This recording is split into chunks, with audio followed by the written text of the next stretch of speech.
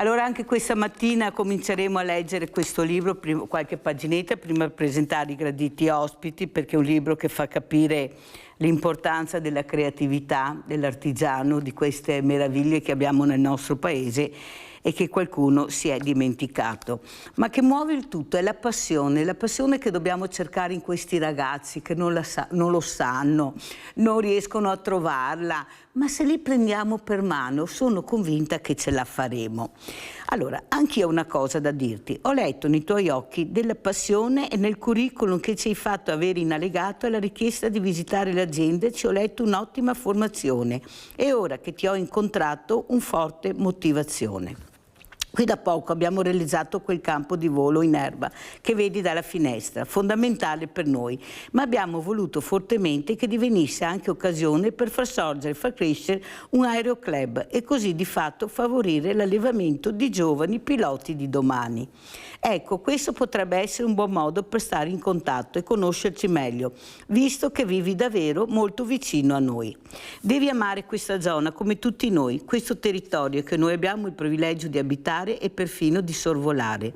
Io non sono nativo di qui e dunque mi sono trasferito qui per lavoro, ma devo dire che mi sono innamorato molto di questa zona e delle persone, anche dei piatti e della tradizione, naturalmente. Devo solo fare più jogging per mantenermi in forma, questo è il mio numero di cellulare. Auguri, fammi sapere, a presto. Il neo-ingegnere esce di lì volando.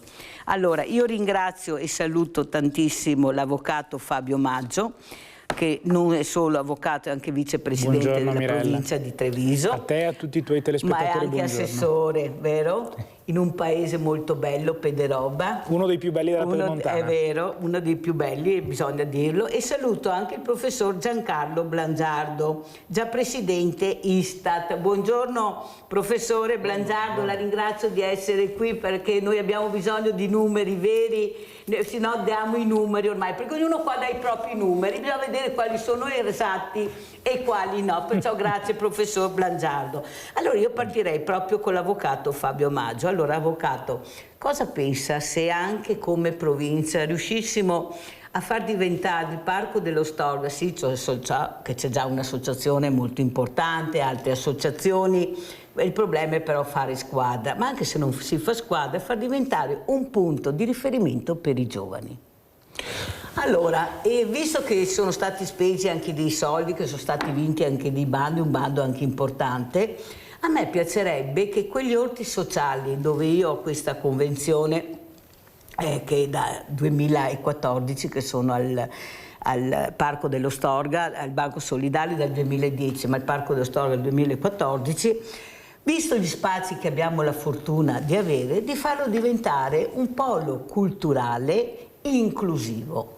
Però da sola non ce la faccio, lei lo sa, abbiamo bisogno di squadra.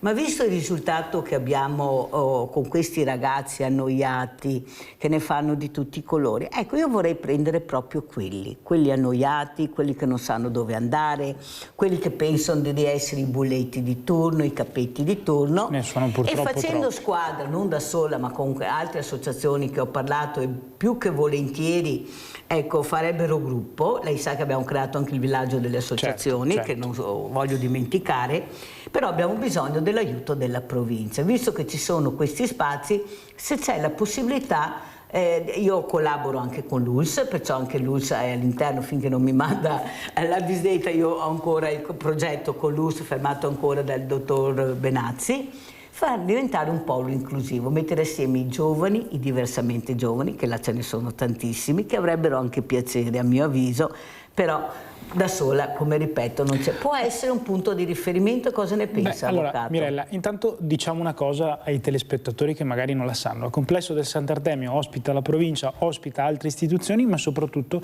è davvero la casa di tutti i trevigiani, perché ospita anche tante associazioni, compresa la tua, che fanno del bene alla comunità e quindi che meritano un posto in quella che è la casa di tutti i trevigiani.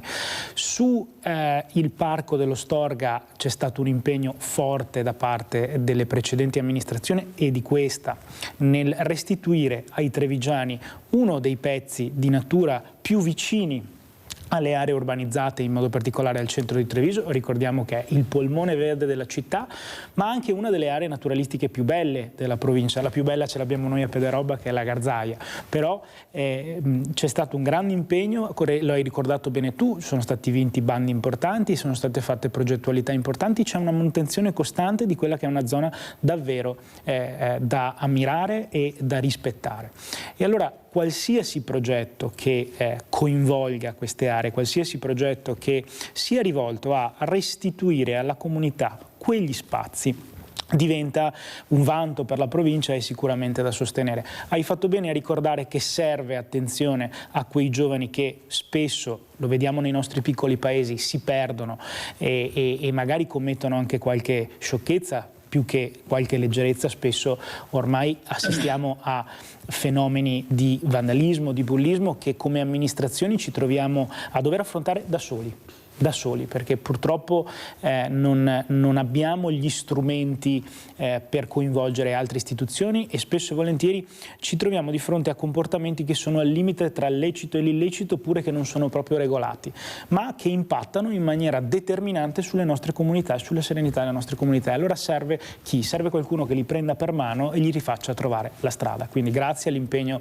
che mettete ogni giorno, tu, la tua associazione e tanti altri volontari che dedicano il proprio tempo a queste tematiche.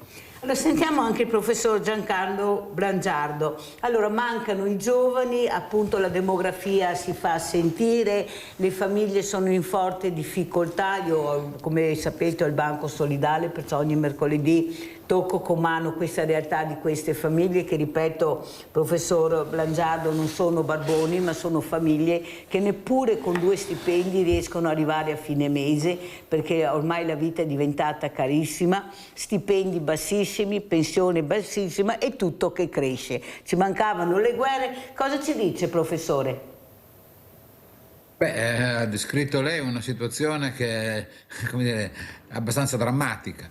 Ora, è evidente, i dati statistici ci raccontano difficoltà.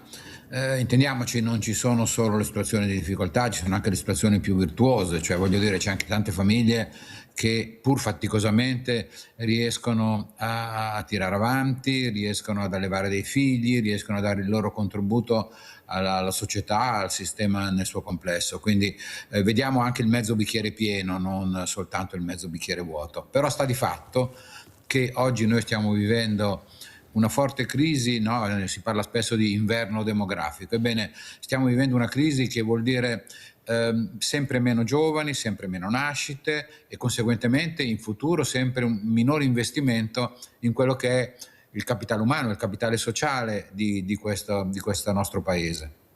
Dobbiamo essere molto sensibili rispetto a queste cose, ma occorre anche che si cerchi di fare qualcosa per riuscire ad invertire la tendenza.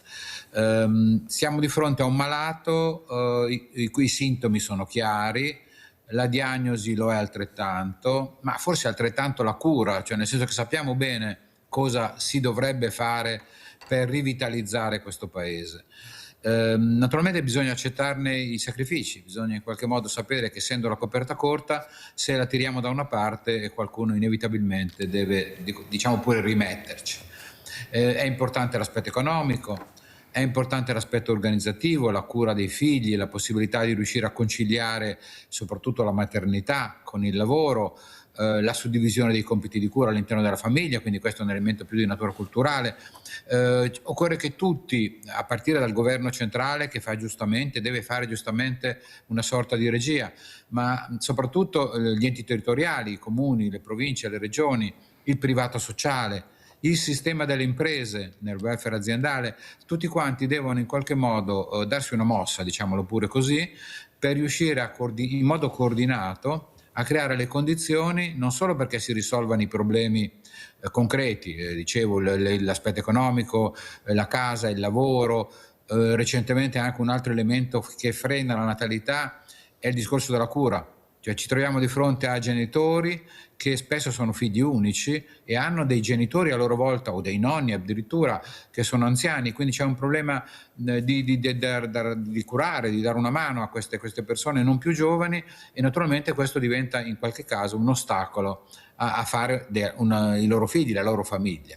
Quindi tutte queste cose le conosciamo, tutte queste cose possono avere una soluzione se tutti ci mettiamo lì a lavorare concretamente per vedere di trovare insieme il modo di venirne fuori. Ecco, credo che sia importante perché in questo modo, e smetto, ci stiamo giocando il futuro del nostro paese, e non è assolutamente una cosa irrilevante. Professor Blangiardo, lei ha come ospite questa mattina qui a Sveglia Veneti l'avvocato Fabio Maggio, che, come ripeto, è vicepresidente della provincia ma fa parte anche di un partito importante che ha il governo, che è Forza Italia. Avete avuto il congresso proprio l'altro giorno, dove Tosi ha vinto il congresso proprio a larghissima maggioranza.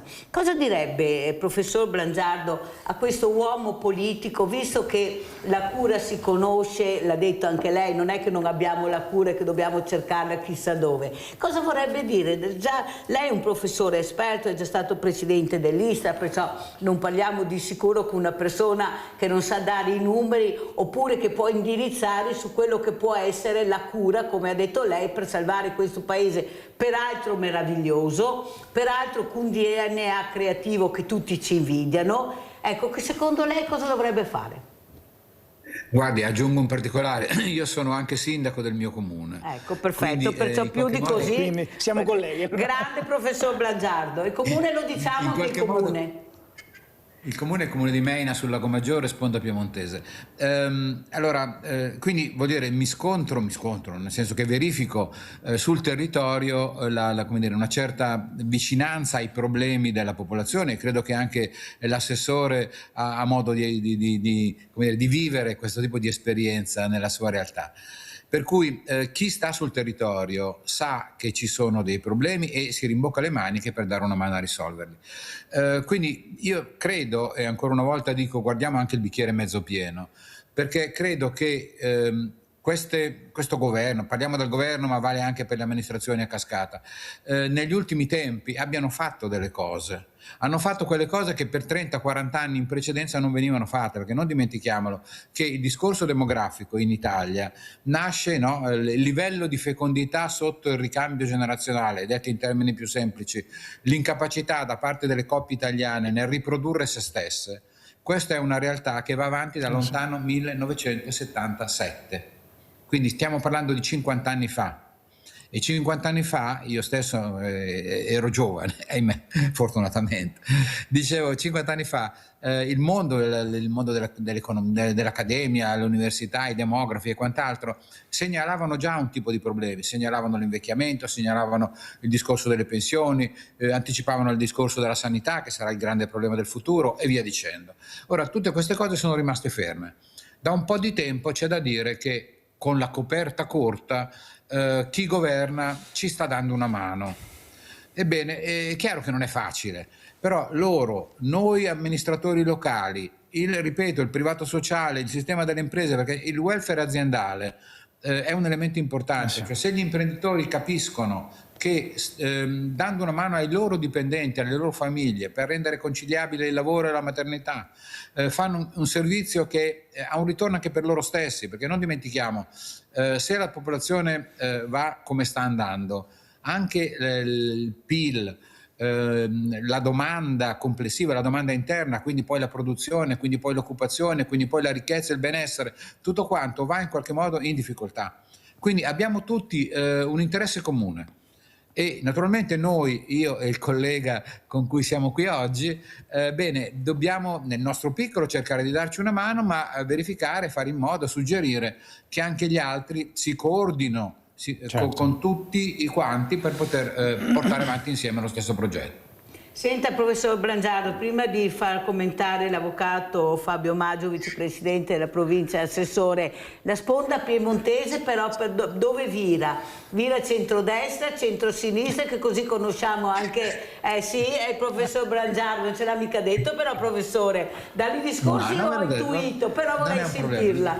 Non ci sono segreti perché intanto i risultati elettorali sono pubblici. No, il comune di Meina, che è quello in cui sono io, è un comune in cui, per dargli il dato più recente, al referendum, l'ultimo referendum, il sì ha portato a casa il 60% circa. Ecco. L'orientamento è un orientamento, diciamo, più di centrodestra. Naturalmente non mancano le componenti come di sinistra, ci mancherebbe altro, però insomma è sempre stato una realtà di quel tipo. Questo vale non solo per il comune di Meina, ma anche per gli altri comuni che stanno più o meno sulla sponda del lago. Ecco, così Quindi, abbiamo conosciuto la sponda piemontese del professor Giancarlo Blangiardo. Molto grazie, l'avevo intuito, ma è giusto anche fare chiarezza. Allora, Presidente, cosa dice? Come commenta le parole del professor Blangiardo? Ma intanto mi accomuna al professore la visione su ciò che sta accadendo, perché per trovare delle soluzioni bisogna prima fare l'analisi, no? Allora, è vero, noi da anni ormai scontiamo il difetto di politiche sulla natalità, di politiche a sostegno delle famiglie, ma di politiche in fondo a sostegno dello sviluppo del futuro di questo Paese. E mi spiego, lo diceva bene prima il professore, 3 elementi. Se vogliamo invertire il trend della crescita economica non possiamo pensare a misure a spot, dobbiamo avere una visione d'insieme molto più lunga. E allora sostegno alle famiglie, sostegno alle politiche della natalità, sostegno alle misure di welfare aziendale che tuttavia, ripeto, è fortunatamente una realtà diffusa soprattutto nel nostro territorio. Ricordo la provincia di Treviso ha dei dati molto importanti rispetto alle aziende che fanno uso del welfare aziendale e a favore dei dipendenti, soprattutto per favorire la maternità. Dall'altra un sistema di formazione veramente orientato allo sviluppo economico. Oggi noi scontiamo forse uno dei più grandi mali che questo Paese sta vivendo, cioè l'emigrazione giovanile.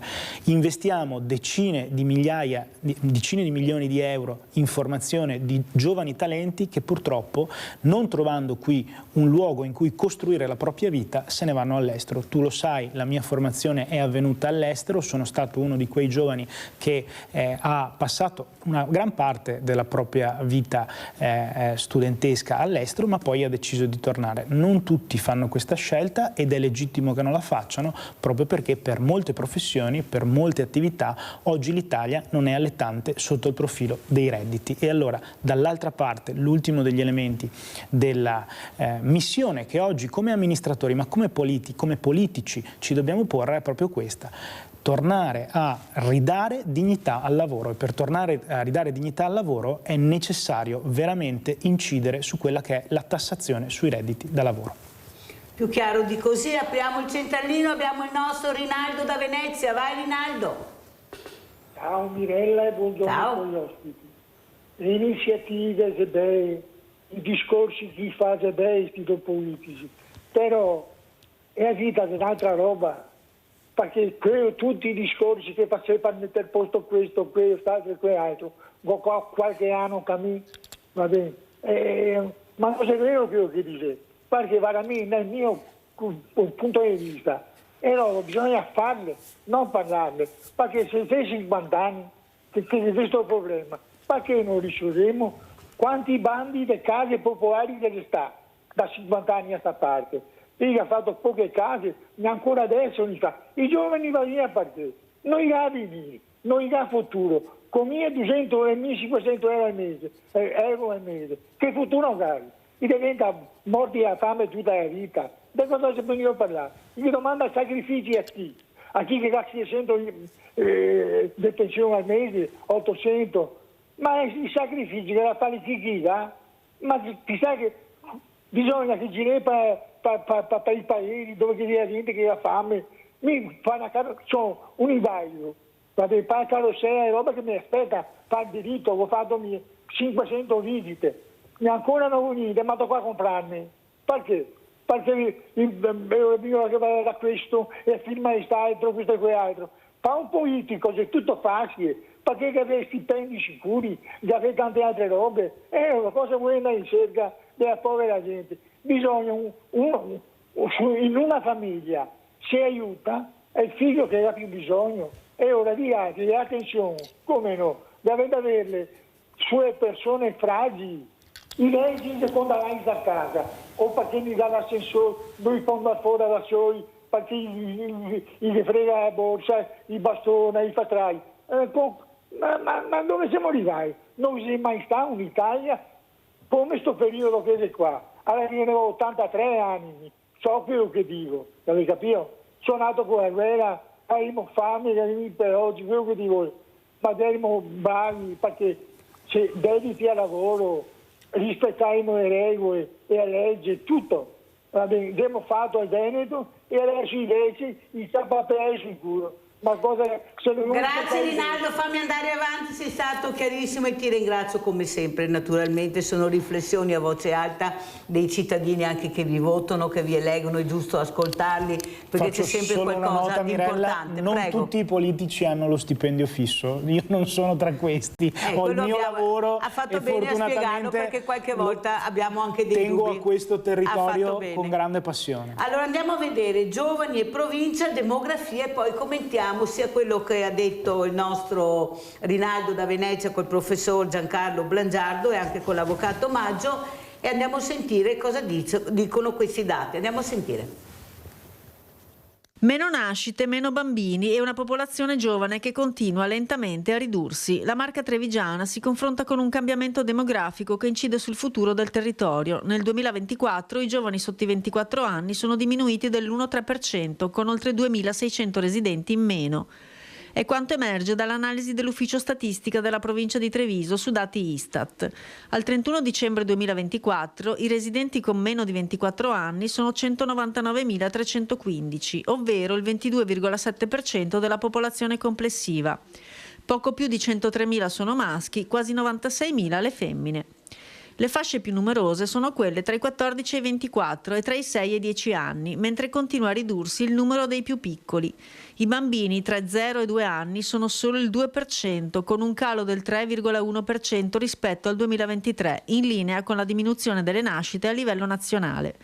Fa però eccezione qualche comune. Moriago della Battaglia, San Polo di Piave e Porto Buffolè registrano un aumento significativo dei bambini nelle culle, con percentuali che vanno dal 23 al 27% rispetto all'anno precedente. In generale, la maggiore presenza di giovani si rileva in comuni come Altivole, Loria, Fonte, San Zenone degli Ezzellini e Zerobranco. I giovani stranieri, sotto i 24 anni, sono oltre 25.000, il 12,8% del totale, con una presenza più consistente nelle fasce adolescenziali, ma anche loro sono in diminuzione del 3,3%. Se guardiamo però il quadro degli ultimi 20 anni, il numero complessivo dei giovani è rimasto sostanzialmente stabile, ma con un progressivo spostamento verso le età più alte. Un trend che pone nuove sfide sul piano sociale, scolastico e dell'equilibrio generazionale del territorio. Allora, professor Blangiardo, sia quello che ha detto il nostro Rinaldo che quello che ha sentito, cosa aggiunge e come commenta? Beh, allora il Rinaldo giustamente, legittimamente lamentava una serie di problemi che naturalmente ci sono, non ci sono solo i problemi, è chiaro che non sono problemi che abbiamo inventato oggi, magari sono in qualche caso diversi rispetto a quelli del passato, però non dimentichiamo che il livello di vita della popolazione italiana di oggi rispetto al livello di vita di 50 anni fa è sicuramente superiore, inutile nascondercelo.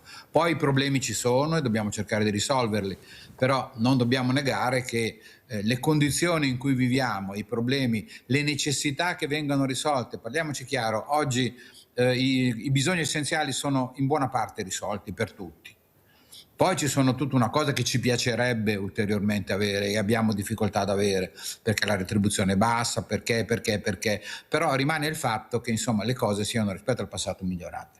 Per quanto riguarda invece il discorso, l'analisi prima dei dati, è la conferma di quello che vale un po' per tutto il livello nazionale, cioè la denatalità, la minor presenza di giovani, i giovani che via via scontano il fatto che essendo via via in diminuzione le nascite, poi è chiaro che nella struttura per età della popolazione si ha un andamento che è via via decrescente, più si va verso le età giovani, perché sono bambini nati in epoche successive a livello di natalità più basso. La componente straniera è cresciuta, in Italia ci sono qualcosa come 5 milioni e mezzo di residenti stranieri e in più 2 milioni circa di poco più di 2 milioni di persone che erano stranieri e hanno acquisito la cittadinanza italiana, quindi è un dato di fatto l'immigrazione, anzi semmai è un elemento che andrebbe forse in qualche modo un pochino più diciamo regolato, cioè tenuto entro certi canoni. Qualche problema in qualche modo è emerso, ma insomma questo lo sappiamo, sono tutte cose che sappiamo abbondantemente. Quello che forse varrebbe la pena di sviluppare, e questa è una delle cose che a me piacerebbe venisse portata avanti, è il passaggio da un'immigrazione come dire, soprattutto di lavoratori come è stato in passato, poi c'è stata una serie di ricongiungimenti familiari ma in maniera un pochino così confusa, mettiamola in questi termini.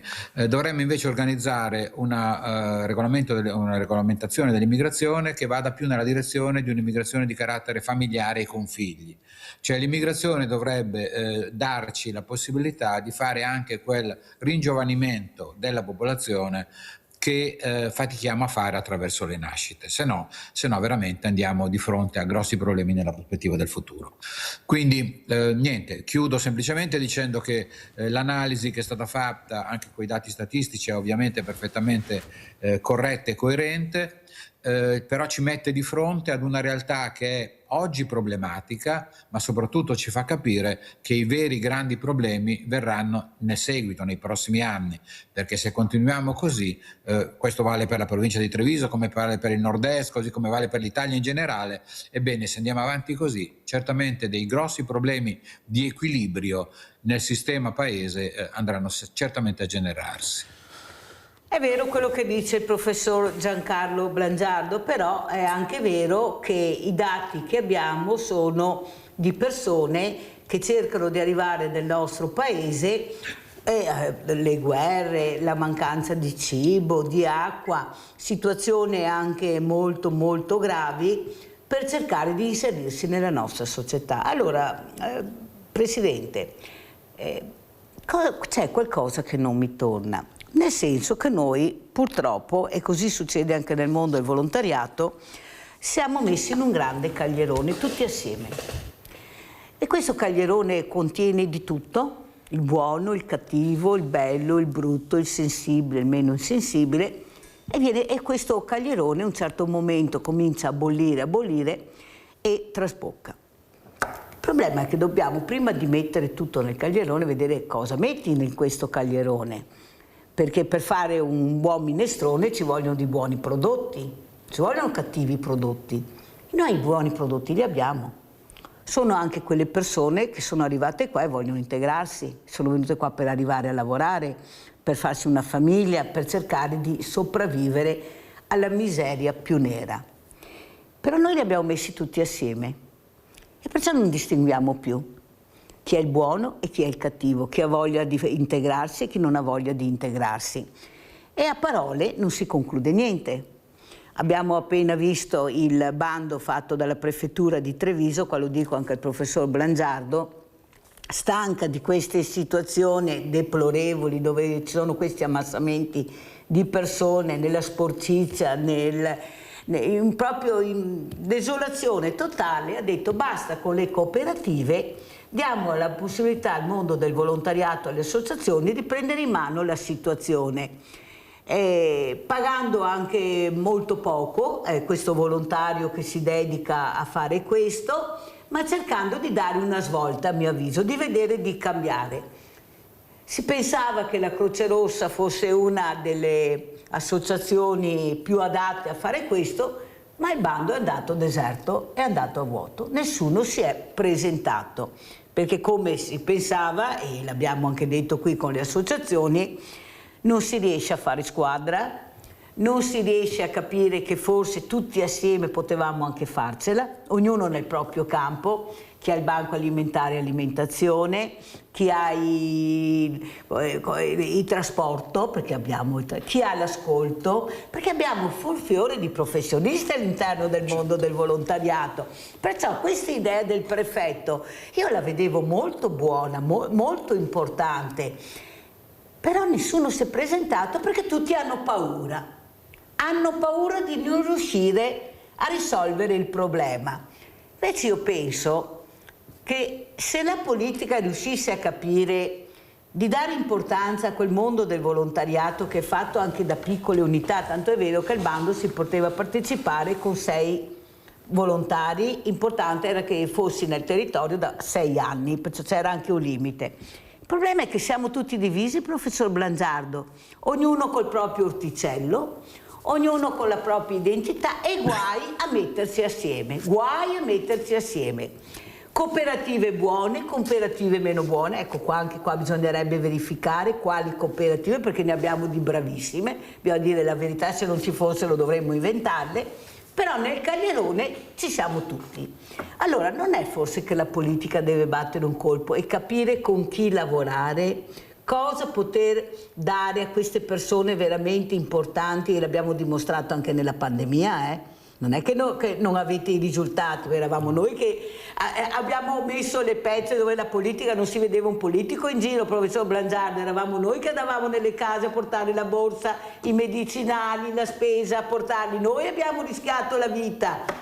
Si è dimenticata di questo, anzi l'ultima normative, i presidenti delle associazioni hanno ancora più responsabilità. Ecco. Allora, avvocato, adesso qua come avvocato, ma avete colpito, parlo in generale naturalmente, ci mancherebbe, avete colpito proprio quello che tiene in piedi il paese, che è il mondo del volontariato? Guarda Mirella, ti faccio una nota su questo, anche sulle parole che diceva Rinaldo prima. Facciamo una distinzione tra amministratori locali e politici. Gli amministratori locali sono la prima fonte di risposta dei cittadini e non sono politici, sono quelli che cercano di risolvere i problemi con pochi strumenti a disposizione, ma ci sono sempre, anche quando c'è da prendere le critiche, e quindi non mi sottraggo alla risposta alle tue giuste osservazioni e ti dico questo: a Pederobba io ho 37 associazioni, ogni anno diamo circa dai 30 ai 35 mila euro a progetti importanti che ciascuna di esse porta avanti proprio per sostenere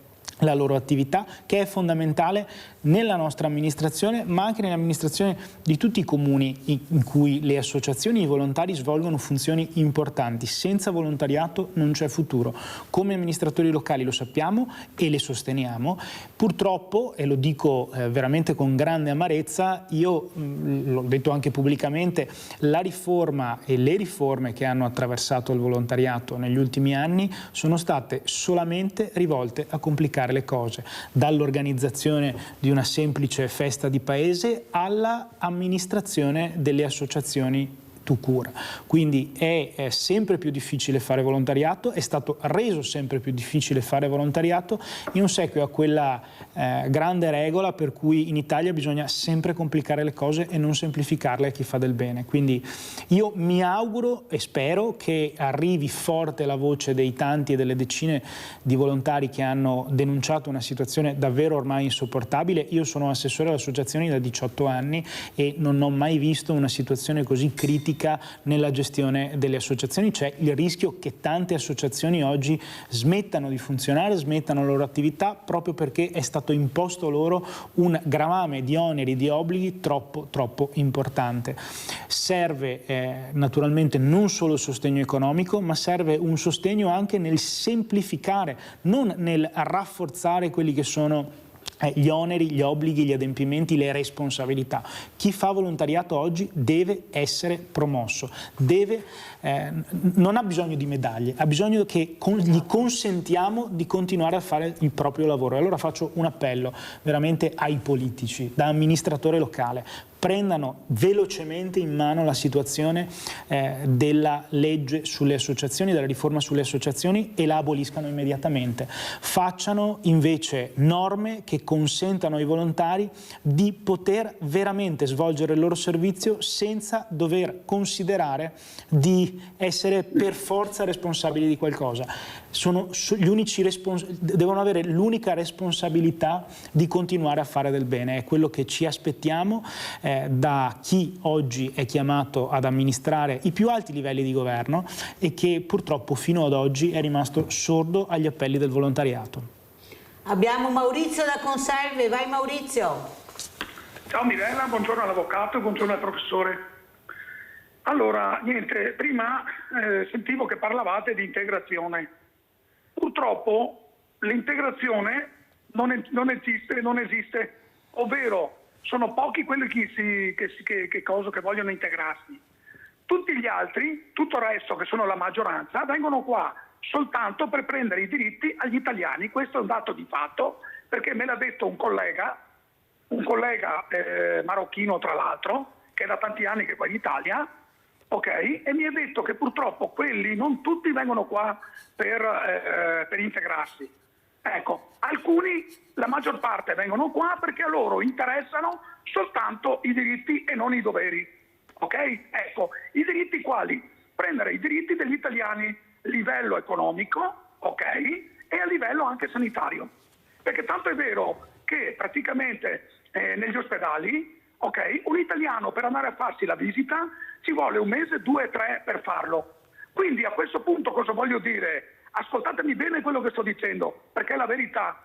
L'italiano è più penalizzato di un extracomunitario e lo stiamo vedendo. Non so se hai letto, Mirella, sul Gazzettino di quella signora di 97 anni che dorme in macchina. Esempio, questo è l'esempio, ok?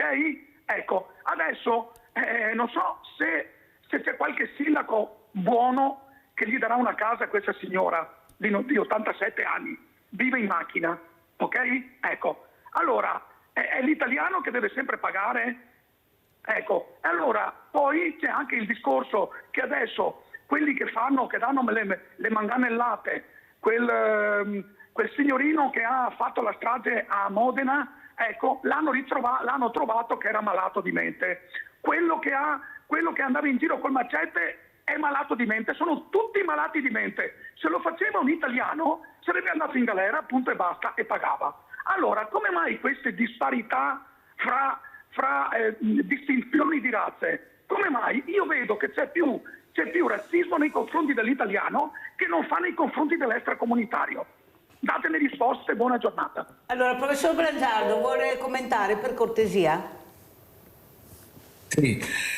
Beh, allora, al di là delle posizioni ideologiche, nel senso che ci sono, e questo l'abbiamo visto, lo vediamo abbondantemente, situazioni nelle quali, come ha lamentato lo spettatore che ha chiamato, ci sono delle situazioni per cui c'è chi, giudica i fatti, qualche volta è molto più, tra virgolette, buono se i fatti sono degli stranieri, perché poverini sono disagiati, perché la situazione è più difficile, perché in qualche modo hanno delle difficoltà di integrazione per aspetti anche di natura culturale, eccetera, eccetera, eccetera. Ecco, è chiaro che questo poi nell'italiano che assiste a queste situazioni un po' anomale scatta immediatamente un discorso che si avvicina chiaramente al razzismo.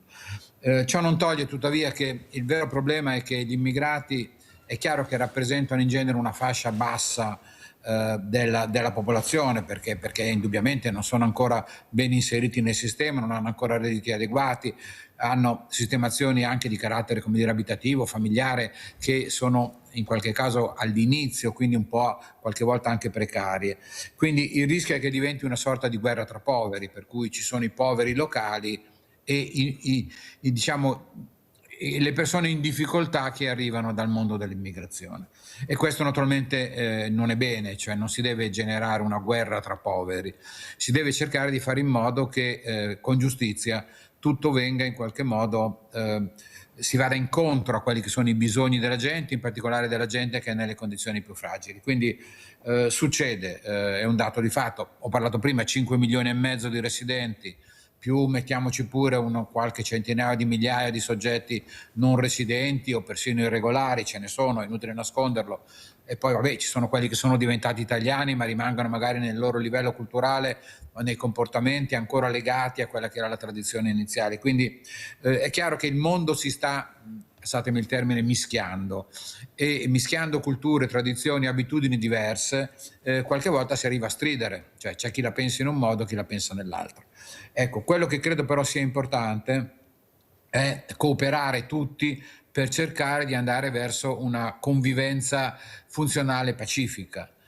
Questo dovrebbe essere l'obiettivo verso cui tendere, ed è l'obiettivo verso il quale il sistema pubblico e anche il sistema delle norme, delle regole, perché prima l'avvocato giustamente esaltava l'importanza del volontariato, però il volontariato, che nel mondo dell'immigrazione svolge un ruolo importante, qualche volta è in difficoltà perché c'è questo gioco delle norme, delle regole che ingabbiano, che creano magari situazioni di eccessiva responsabilità, per cui alla fine è difficile fare le cose buone che si vorrebbero fare. Ecco, io mi associo a quello che è stata la sua richiesta di fare in modo di liberare le mani di chi vuole dare una mano, perché solo così si può valorizzare una componente che è estremamente importante come quella del volontariato e che svolge un ruolo importante anche come elemento di mediazione nel discorso dell'integrazione della presenza della componente straniera, che è funzionale, ma non dimentichiamolo, anche per certi versi, e lo sarà ancora in futuro,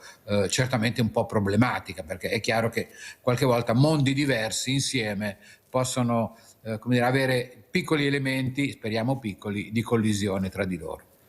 Avvocato Omaggio, ecco, come avvocato mi sembra che si possono dare delle risposte, perché volere è potere, potere è volere, e il governo deve battere un pugno. Ecco, le parole di Maurizio sono le parole di tanti veneti che io sento, e bisogna capire che bisogna distinguere tra il buono e il cattivo. Non possiamo più aspettare, non possiamo più sentire parole, bisogna capire chi ha voglia di integrarsi, chi ha voglia di lavorare e chi invece continua a delinquere o che è venuto qua per delinquere. E la politica lo può fare. Il problema è che noi abbiamo e vediamo continuamente tavoli, riunioni, però non si riesce mai poi a venire al dunque e noi ci ritroviamo con la gente impaurita, terrorizzata, ecco, soprattutto di queste persone che arrivano e dopo in mezz'ora sono a casa e non arrivano sicuro con i barconi, ma sono quelli che arrivano dall'est e che ne arrivano con i Kalashnikov, ecco, ne fanno di tutti i colori, però di quelli non si parla, si ha meno paura del colore nero. Perché? Perché è così e bisogna anche dirlo. Invece io sono convinta che bisogna iniziare veramente che la politica batta un colpo e che capisca che così non si può continuare. La gente è terrorizzata di stare in casa anche alla mattina, non solo alla sera, perché questi ti arrivano anche di mattina, senza nessun problema. Prego, avvocato, poi andiamo in pubblicità. Guarda Mirella, brevemente, è fondamentale che oggi si torni a considerare che per creare una convivenza civile, soprattutto di fronte a fenomeni migratori veramente importanti che abbiamo capito in questi anni nessuno può bloccare, di fare davvero selezione, come dicevi tu. E come si fa selezione? Con la certezza delle norme. Chi delinque deve essere punito e deve essere punito realmente, non solo sulla carta. Le espulsioni dei cittadini stranieri che delinquono devono essere efficaci, devono essere immediate. Questo è probabilmente l'unico grande tema che oggi deve essere affrontato con grande urgenza. Poi permettimi di dire una cosa però, le parole del telespettatore che comprendo, che ascolto e che sento sempre anche io molto più diffuse, sono anche frutto di tante strumentalizzazioni che credo non aiutino a risolvere il problema, anzi sono quelle strumentalizzazioni che sono durate da decenni e che ci hanno condotto fino a qui, cioè a problemi irrisolti e a una conflittualità all'interno delle nostre comunità sempre più importante. C'è qualcuno che oggi parla di reemigrazione. Allora parlo anch'io di reemigrazione, ma al contrario, ci sono negli ultimi 15 anni, lo dicevo prima, 680.000 giovani italiani che se ne sono andati da questo paese. Allora io credo che le forze politiche debbano trovarsi unite sulla reimmigrazione autentica, cioè quella di questi 680.000 ragazzi che hanno diritto di ritornare nel loro paese e di trovare un posto che li accolga, che gli offra un futuro e che gli offra soprattutto un lavoro che possa consentire di realizzare i propri sogni. Pubblicità.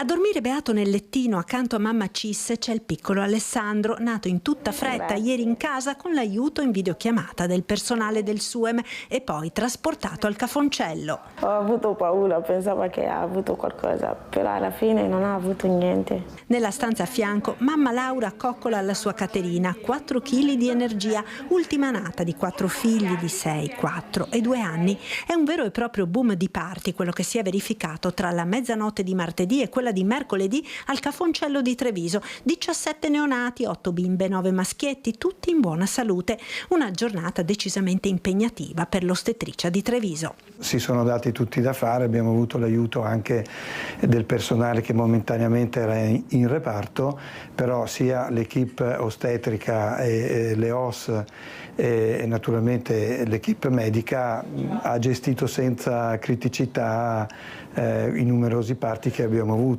Tra l'altro non sono stati tutti parti naturali, ma 4 di questi parti sono stati tagli cesarei. In supporto all'ostetrice è arrivato personale in servizio nelle degenze e nella terapia intensiva neonatale. È impegnativo un numero così, insomma, anche perché a metà mattinata eravamo già a oltre, credo, 12 dalla mezzanotte e quindi, insomma, sì, sono quelle situazioni che richiedono un po' di calma e sangue freddo, ecco, nel senso che poi si fa tutto alla fine, però l'importante è che, insomma, i bambini stiano bene e che sia di augurio per il futuro che, insomma, ste nascite riprendano un po'. Una giornata eccezionale che in un contesto generale di denatalità vede invece un incremento delle nascite al Cafoncello. L'anno scorso qui ci sono stati 2400 parti con un numero in aumento, cioè 100 parti in più rispetto all'anno precedente.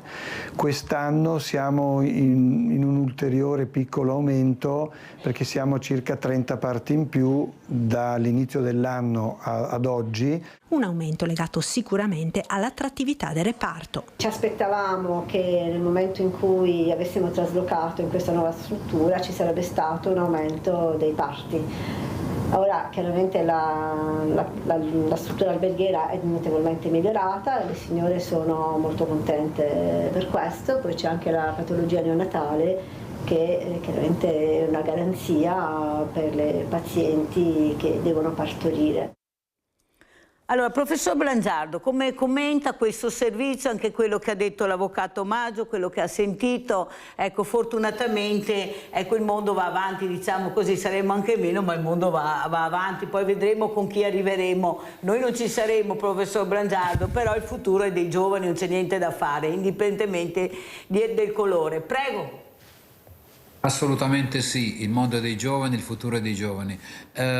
Allora, quest'ultimo episodio l'ospedale, la clinica, io credo che sia un elemento da tenere in ottima considerazione, perché vuol dire, dimostra che ci sono delle eccellenze, e dove c'è l'eccellenza c'è la capacità attrattiva, e quindi, come è stato ricordato, in un paese in cui la natalità va diminuendo, lì il numero dei parti aumentano, quindi la gente identifica la struttura di valore e in qualche modo si orienta in quella direzione, quindi è un esempio di buona sanità che va fatto conoscere e va possibilmente imitato anche in altri luoghi. Sul discorso prima dell'avvocato volevo segnalare una cosa: sono assolutamente d'accordo con quello che lui dice, e credo che il discorso delle espulsioni di soggetti, tra virgolette, pericolosi è un elemento estremamente importante, ma se andiamo a vedere i dati noi scopriamo che in Italia le espulsioni sono veramente pochissime.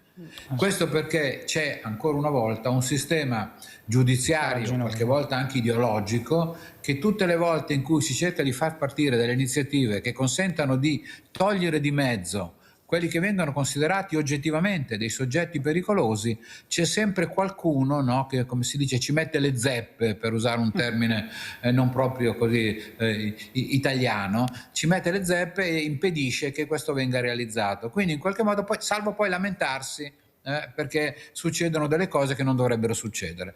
Ora, ancora una volta, siamo di fronte ad una linea che è estremamente chiara cosa si dovrebbe fare nell'interesse di tutti, nell'interesse collettivo. Però qualche volta motivi di natura ideologica, talvolta anche politica, impediscono che questo venga realizzato. Ecco, noi dobbiamo insistere in quella direzione e chiedere al mondo della politica di insistere lungo quella direzione, perché evidentemente quel tipo di scelta è fondamentale se vogliamo finalmente dare una regolamentazione alla presenza straniera, all'immigrazione e ai flussi migratori che caratterizzano i nostri paesi. Aggiungo un'ultima cosa: il discorso del rientro dei giovani che abbiamo distribuito in giro per il mondo e che scioccamente abbiamo formato spendendo i nostri soldi per regalare poi alla concorrenza straniera. Ecco, questo veramente è un'altra delle strategie che bisognerebbe cercare di incentivare per fare in modo di rientrare in possesso di un capitale umano, di un capitale formato anche bene, che abbiamo a noi regalato agli altri. Professor Blangiardo, si riferiva forse a quel carcere che è stato fatto in Albania, quella struttura dell'Albania che non si riesce a farla partire? Vogliamo essere espliciti? Sì, probabilmente anche quello. Cioè, il concetto è, allora, abbiamo identificato una possibile soluzione, che non è proprio magica, non è niente di straordinario, però è un modo per cominciare a portare avanti qualcosa che non si riusciva a fare. Perché se andiamo a vedere i dati sulle espulsioni scopriamo che veramente fanno ridere. Allora, abbiamo immaginato di fare qualcosa che potesse servire a, e immediatamente hanno cominciato a impedire che questo potesse realizzarsi. Allora, se continuiamo ad andare avanti così, poi chiaro, è facile criticare dicendo no, ma non si riesce a fare, a gestire, è chiaro, le soluzioni ci sono, o quantomeno si può tentare di avviarle, però bisogna far sì che tutti seriamente, con senso di responsabilità, diano una mano a far sì che si possano avviare. Ecco. Chiudo l'intervento. Molto chiaro, no? Perché avevo intuito che si riferiva anche a quella struttura. Avvocato Maggio, vicepresidente provincia di Treviso e assessore a Pederobba. A questo punto bisogna proprio che la politica agisca, perché non è che manchino i progetti, che manchino anche i supporti da quelli che veramente possono dare un contributo. Il problema è che bisogna vedere quando si inizia a partire e fare. Guarda, io credo che tutti coloro che analizzano la situazione con un minimo di oggettività si rendono conto che ormai il tempo è scaduto, cioè agire è fondamentale. Torno su un tema a me caro che ha trattato adesso il professore sul rientro dei giovani. Non è solo un tema di giustizia. Nei prossimi anni, ma lo sa bene l'ex presidente dell'Istat, il numero degli ultra ottantenni quadruplicherà. Questo significa che avremmo comunità che dovranno rafforzare i propri strumenti di solidarietà se non vogliamo lasciarli soli, se non vogliamo lasciarli indietro, e quindi serve necessariamente una popolazione più giovane, serve chi lavora, serve chi mantiene il sistema pensionistico, serve chi mantiene in piedi i servizi per chi ha già dato e ha costruito. Bene, se la politica oggi non agisce su questo, nei prossimi 10 anni avremo davvero grossi problemi. Io ringrazio veramente il professor Giancarlo Blangiardo, già presidente Istat e sindaco in questo lato del Piemonte, vero professore? L'ha spiegato anche molto bene, che non facciamo confusione. Il comune si chiama Meina, Meina è sulla sponda piemontese del Lago Maggiore. Sponda piemontese, grazie anche all'avvocato Fabio Maggio, vicepresidente della provincia di Treviso, assessore a Pederobba, di essere stato con noi. Pubblicità.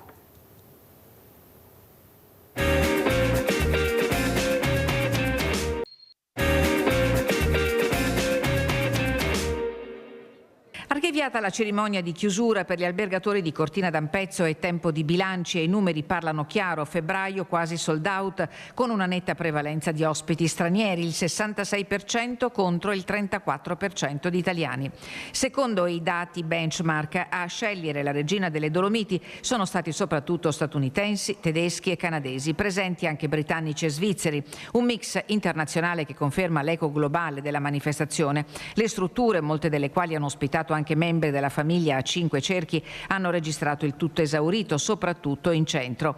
Un mese fuori dagli schemi, alle tradizionali settimane bianche, al carnevale si è aggiunto il richiamo delle grandi competizioni sportive. Tifosi, appassionati e curiosi hanno affollato le vie e gli impianti e lo sguardo è già rivolto avanti. Ora ci attende un piccolo periodo di pausa dove ci preme sottolineare che sarà possibile sciare fino al 28 di febbraio grazie all'apertura straordinaria degli impianti e poi andremo ad ospitare quello che è l'evento paraolimpico, seconda tappa delle Olimpiadi. Anche marzo parte con numeri incoraggianti, prenotazioni all'83%, intorno al 6 e 7 marzo, in coincidenza con l'avvio delle competizioni paralimpiche. Quello che è stato per noi sino ad oggi, e credo che potremo riconfermarlo anche a fine dell'evento paralimpico, sicuramente un volano dal punto di vista di visibilità. Il periodo di marzo, dove è meno generalmente occupato da quelli che è il turismo, da quello che è il turismo leisure, quest'anno vedrà un'occupazione più alta e poi ci attendiamo sicuramente dei risultati sul lungo termine negli anni successivi. Gli albergatori sottolineano anche la tenuta della macchina organizzativa, impianti funzionanti, viabilità urbana che ha retto l'impatto, collaborazione tra istituzioni, forze dell'ordine, volontari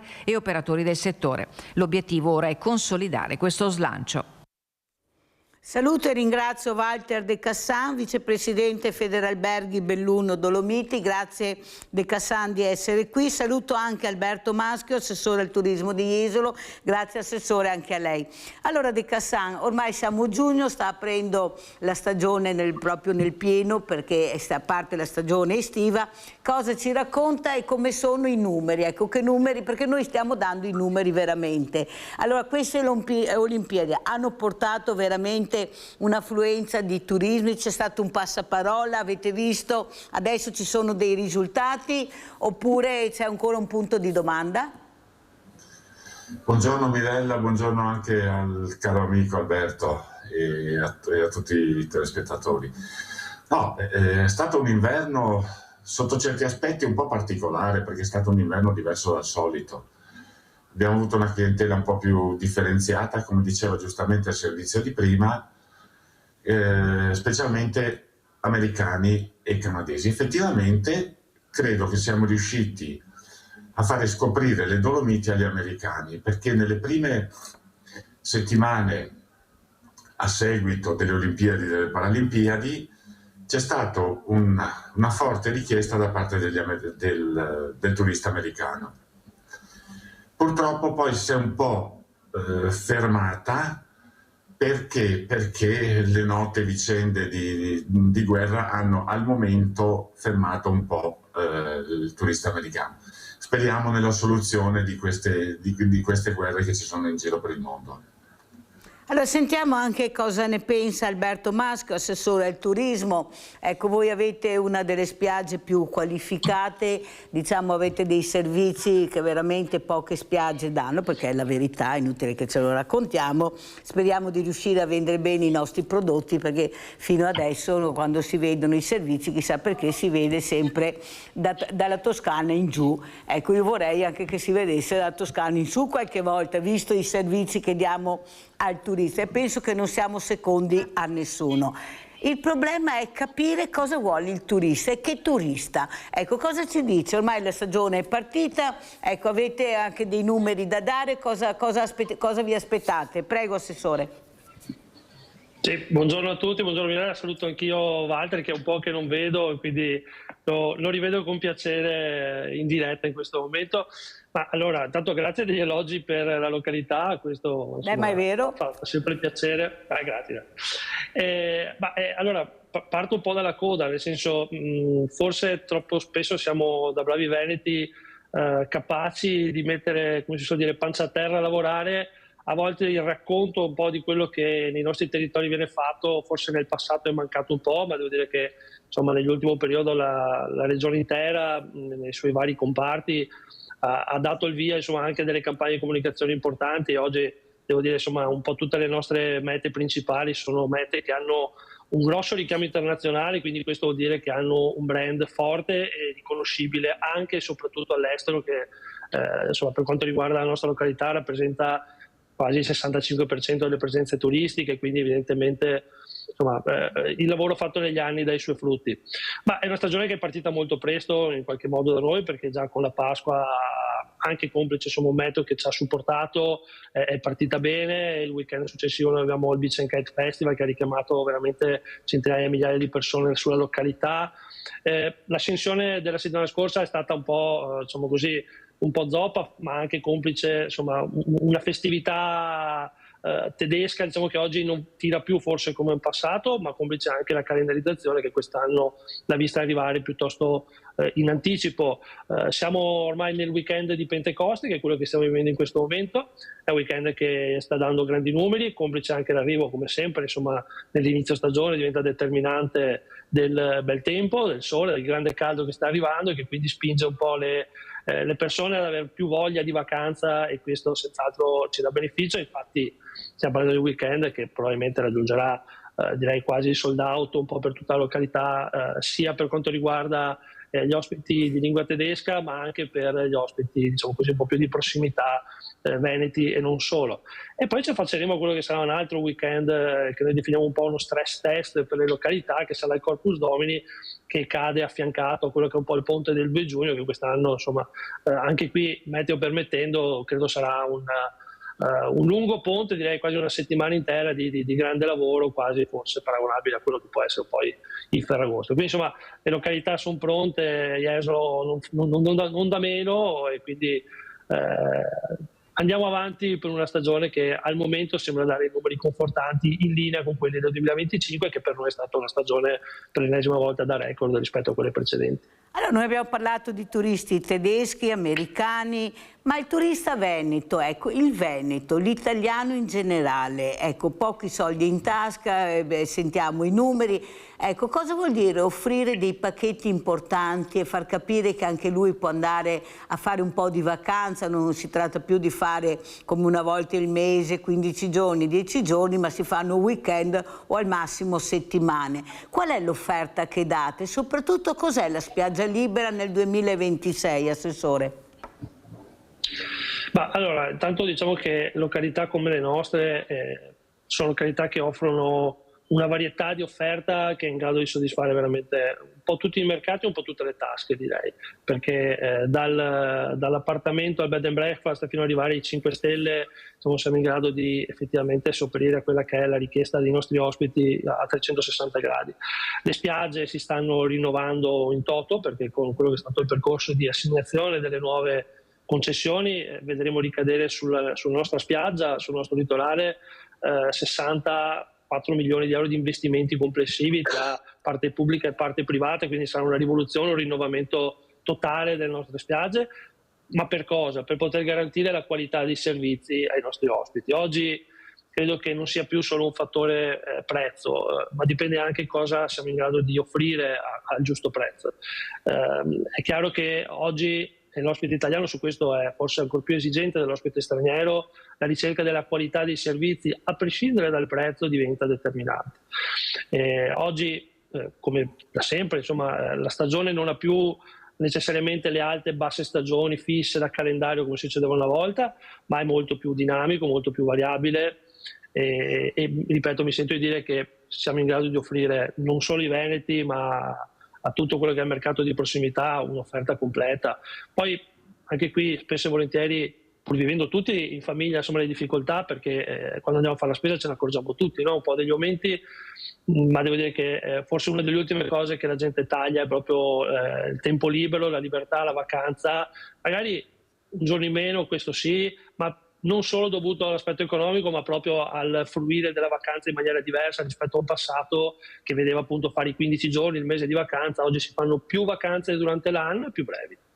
E spiaggia libera, com'è la spiaggia libera? Ecco, cosa vedete? Chi va nella spiaggia libera? Come è attrezzata la spiaggia libera? Perché l'ABC deve averlo anche la spiaggia libera, o sbaglio, Assessore? Allora, la spiaggia libera è fruita direi da chiunque, nel senso che c'è chi ha la seconda casa, chi ha l'appartamento, chi viene giù in giornata, il pendolare. Anche in spiaggia libera, che per definizione appunto non ha servizi, perché deve proprio per norma, per legge rimanere tale, comunque gode di quello che è il servizio di salvataggio che offre la località, gode di qualcuno che la tiene pulita è in ordine, gode di tutti i servizi che stanno a monte, ovvero tutti i servizi igienici, la camminata, gli spogliatoi, tutto quello che sono i servizi a disposizione degli stabilimenti in qualche modo poi offrono e garantiscono anche chi fruisce della spiaggia libera. Spiaggia libera che oggi a Jesolo vede una equa distribuzione su tutti i 13 km di arenile, con le 4 maxi aree libere che abbiamo, che sono quelle delle 2 foci dei 2 fiumi, poi abbiamo quella importante di Piazza Brescia dove facciamo anche gli eventi di città, e poi abbiamo quella davanti alla cosiddetta Croce Rossa in zona Piazza Manzoni, che sono le 4 maxi aree libere dove riescono ad ospitare veramente qualche migliaio di persone.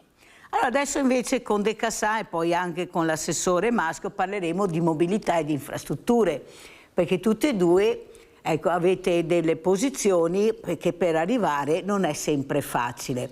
Com'è la situazione dopo anche queste Olimpiadi, questa montagna di soldi spesi, queste infrastrutture, alcune terminate, altre no? Prego De Cassà, quanto importante è l'infrastruttura e la mobilità?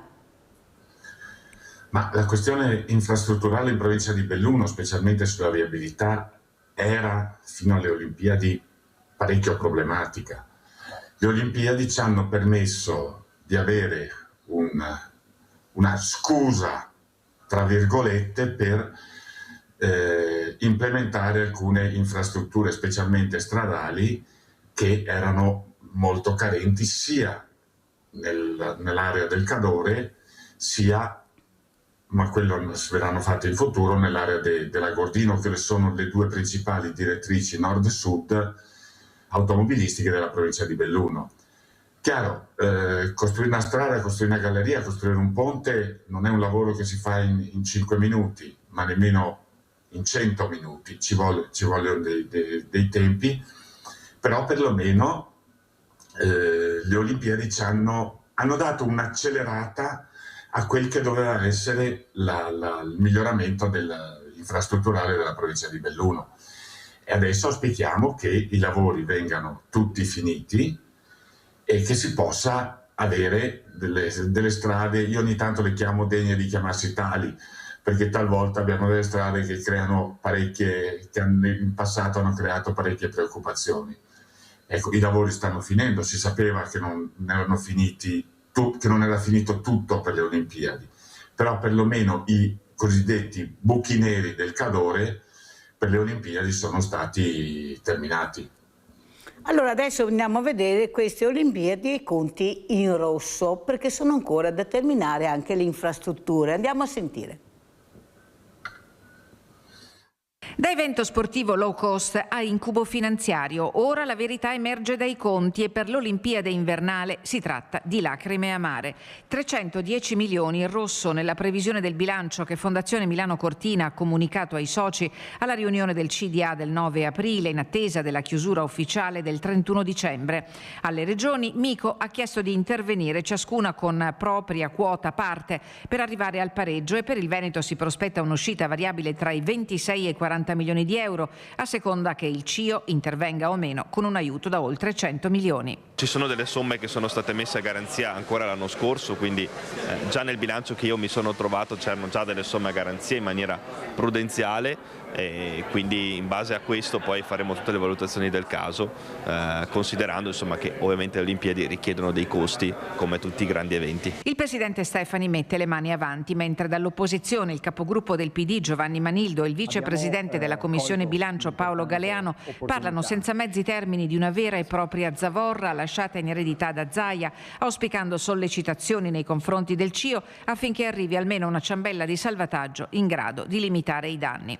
Informazioni e trasparenza da qui al 31 dicembre la richiesta del PD in Consiglio regionale alla Giunta Stefani. Ma come si è arrivati a un conto così salato? A fronte di una previsione di 1 miliardo e 360 milioni, i costi hanno sfiorato i 5 miliardi e mezzo, anche perché il sogno di realizzare l'Olimpiade utilizzando strutture già esistenti è ben presto naufragato. Poi gli introiti da sponsor ridotti da 457 a 350 milioni e l'impennata dei costi organizzativi da 1 miliardo e mezzo a quasi 2 2. A pesare sarebbe stata l'opzione Cortina. Solo il 13% dei fondi è stato destinato alle strutture olimpiche, il resto del budget alla realizzazione delle varianti, lavori alle ferrovie e ampliamenti viari, con una eredità ad oggi opaca anche sul fronte occupazionale. Lo dicono i dati di Veneto Lavoro del primo trimestre 2026. Belluno segna meno 2,6% per la chiusura della stagione invernale, a cui si sommano le cessazioni contrattuali connesse ai giochi. Assessore Maschio, l'importanza di non andare in rosso con i conti, i bilanci a pareggio, ecco, perché è tutto bello quello che si vede, il problema è dopo chi pagherà. Le infrastrutture sono una nota dolente purtroppo del nostro territorio, lei ne sa qualcosa, questa strada, ecco, appunto, che dovrebbe collegare anche il mare, sempre più difficile. Eppure andiamo nella Luna, si parla del ponte di Messina, ma quel buco che porta a Jesolo non si riesce a risolvere, e se no si va in rosso, ma rosso e poi si parla di espropri. Come vede la situazione? Perché poi i soldi sono soldi pubblici alla fine, tanti soldi pubblici, e il cittadino è diventato molto attento se uno spreca. Prego, Assessore. Allora, non conosco bene i conti regionali sulla questione Olimpiadi, ma devo dire che in Italia siamo bravi a guardare i numeri, ma bisogna anche saperli leggere a volte. Soprattutto bisogna vedere cosa lasciano, no, sul territorio, perché è evidente che siamo un paese che sulle infrastrutture negli ultimi decenni in realtà ha investito troppo poco. Abbiamo un deficit infrastrutturale diffuso, voglio dire, non solo al sud ma in tutta Italia, e quindi gli investimenti vanno fatti, le risorse vanno trovate, e su questo direi non ci sono grandi dubbi. Se penso a quella che immagino citarsi, ovvero l'autostrada del mare, è evidente che è un'infrastruttura che noi attendiamo e che auspichiamo, insomma, prosegua nel suo iter come sta andando avanti, compreso la bretella est, che per noi diventa strategica nel suddividere i flussi in entrata. Dopodiché, guardate, io lo dico sempre, non conosco località di successo che non abbiano un po' di coda in entrata quando funzionano, quindi l'autostrada del mare è attesa ed auspicata da tutto il nostro territorio, e mi auguro che risolva il problema oggi in entrata a Jesolo, ma che in realtà porti talmente tanti flussi che un domani possa ricrearne un altro. Ecco, mettiamola così, voglio essere ottimista, ma ripeto, è un'opera che serve. Noi siamo distanti dalle infrastrutture 25-30 km, quindi abbiamo 3/4 d'ora di auto, 40 minuti, mezz'ora per arrivare alla prima autostrada, a seconda dei tratti che vogliamo andare a pescare.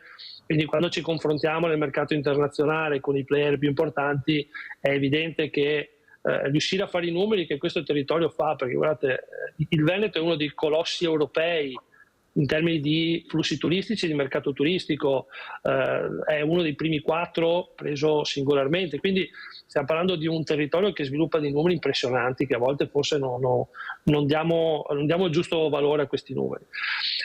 È evidente però che star fermi per decenni sulla parte infrastrutturale ha fatto sì che oggi siamo arrivati al culmine. Oggi abbiamo bisogno di farli, perché altrimenti rischiamo di non crescere ulteriormente, quindi quelli che vengono definiti, diciamo così, mercati maturi, che invece devo dire se maturi sono, ma riescono a superarsi di anno in anno ogni volta, quindi siamo maturi ma riusciamo a far sempre meglio del record precedente, però abbiamo bisogno di creare un margine ulteriore, e questo margine viene dato dalla qualità dei servizi che riusciamo a erogare noi qui e anche dalla qualità dell'esperienza complessiva dell'ospite per raggiungere la nostra località. Quindi collegamenti veloci con l'aeroporto di Venezia, che è un punto, un nodo strategico ovviamente per tutta la costa veneta, collegamenti veloci con le tratte autostradali, con i corridoi autostradali che tagliano l'Europa e che sono fondamentali.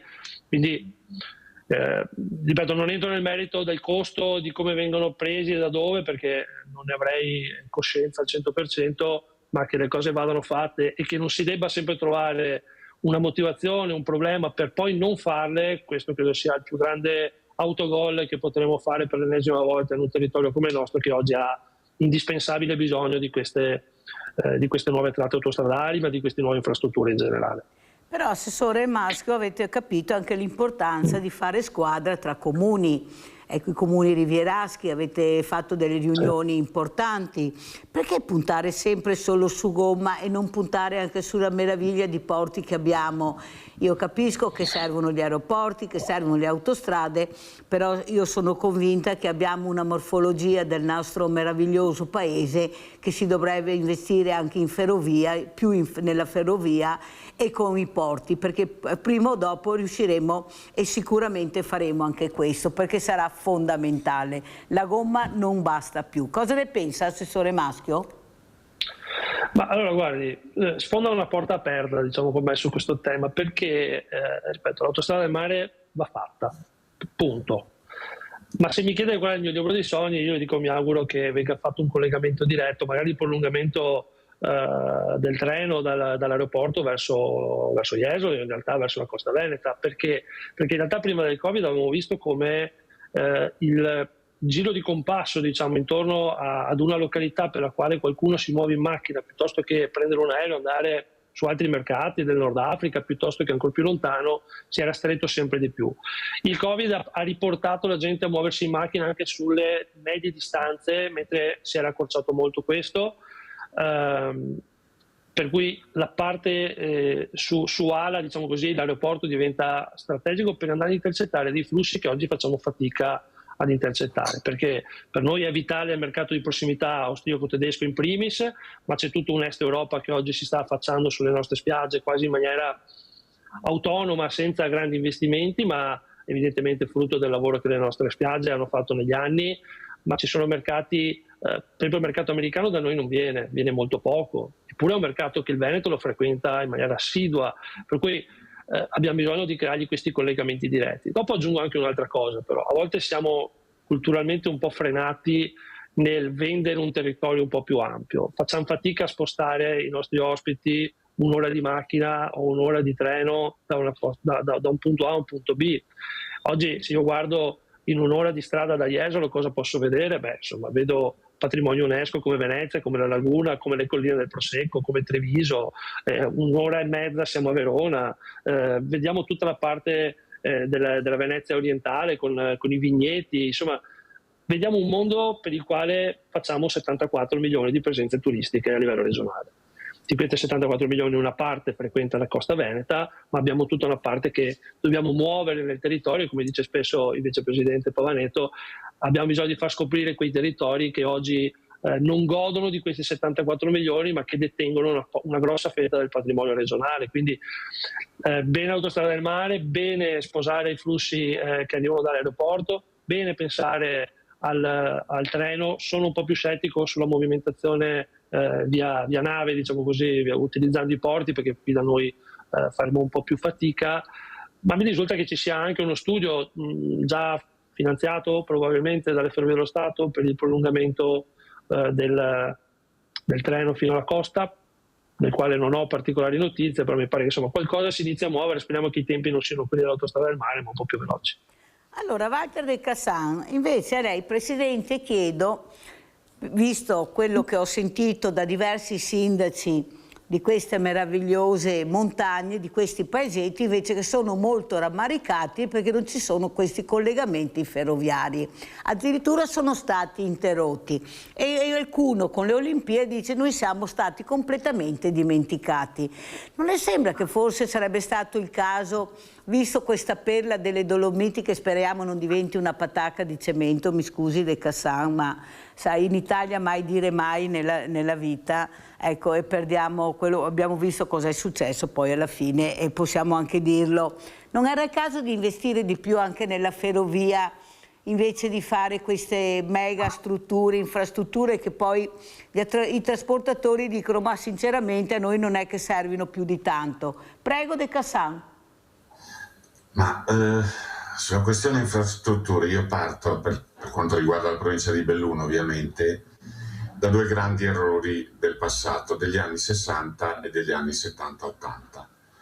Il primo grande errore fu quello di chiudere la ferrovia delle Dolomiti, la famosa Calalzo-Dobbiaco, nella prima metà degli anni 60, chiuderla definitivamente, che tra l'altro, pur essendo a scartamento diverso, era una ferrovia elettrica quella. Il secondo grande errore, a parer mio, è stato quello dell'autostrada. La famosa Venezia-Monaco, che fine anni 70, primi 80, ce la pagava tutta intera la Germania e avremmo avuto un'autostrada gratis. Poi sono state le note vicende. Chiaro che ora come ora lasciamo perdere la questione autostradale, che è una questione un po' più complicata. Chiaro che sarebbe bellissimo, come ha detto Alberto prima, il libro dei sogni, riavere la ferrovia Calalzo-Lobbiaco. Però ora è troppo tardi. Troppo tardi perché? Perché forse 20-30 anni fa avrebbe avuto un costo, ora avrebbe un costo 10 volte maggiore. Quindi ad oggi, 2026, la ferrovia delle Dolomiti, chiamiamola, che così era chiamata a suo tempo la Calalzo-Lobbiaco, sarebbe veramente il grande libro dei sogni. Però a questo punto occupiamoci però delle infrastrutture stradali, in quanto, torno a dire, la questione ferroviaria sarebbe molto, molto complessa. Attenzione però, se un risultato c'è stato, abbiamo avuto perlomeno l'elettrificazione di gran parte della rete ferroviaria bellunese, sia sulla direttrice Treviso-Ponte delle Alpi che sulla direttrice Padova-Belluno, che già è un passo avanti per la mobilità bellunese. Però De Cassan, io volevo chiederle anche una cosa. Noi abbiamo preso tanti soldi del PNRR e poi col PNR e non riusciamo a spendere questi soldi. Allora lei parla di costi, ma i costi sono in base anche a dove vuoi arrivare e cosa vuoi fare tu. Noi dovremmo ritornare questi soldi perché non abbiamo presentato dei progetti oppure non abbiamo la possibilità o abbiamo avuto il tempo di farli, questo non ci credo, e dobbiamo restituire questi soldi. Ma allora, mi scusi, allora abbiamo fatto le Olimpiadi che costano 5 miliardi, anche là i soldi non ce li avevamo, anzi c'è un buco che adesso vedremo chi lo riempirà. Pensa cosa potremmo fare con 5 miliardi se li impiegassimo sulla ferrovia. Non è questione di costi, è una volontà politica, è una volontà strategica di dove si vuole andare a parare e cosa si vuole fare. Perché se noi continuiamo a investire sul cemento, su infrastrutture che molti hanno veramente un punto di domanda, e vediamo le opere incompiute che ci sono in giro per l'Italia, capisce bene che il cittadino a casa, visto che sono anche soldi suoi, comincia a fare i conti. Ecco, 5 miliardi sono 5 miliardi per 15 giorni. Lei dice le infrastrutture, quando finiranno, che costi avranno? Perché sa, il problema De Cassà è che il politico passa, però i costi rimangono a noi, li paghiamo noi dopo, i nostri figli, abbiamo dei numeri che fanno rabbrividire. Perciò detto questo è meglio che andiamo a goderci questo Beautiful Jesolo, che almeno ci rilassiamo un po' con queste immagini. Andiamo a vedere.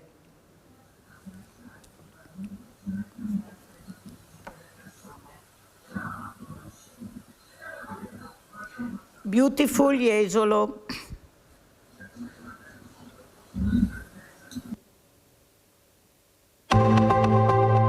Passeggiare a piedi nudi su una distesa di sabbia finissima per chilometri e chilometri. Immergersi in uno dei mari più limpidi e puliti d'Italia. Ammirare un tramonto mozzafiato in una location unica e incontaminata, dove tutto è rimasto com'era. Non state sognando, siete in una delle località italiane più famose nel mondo, Jesolo.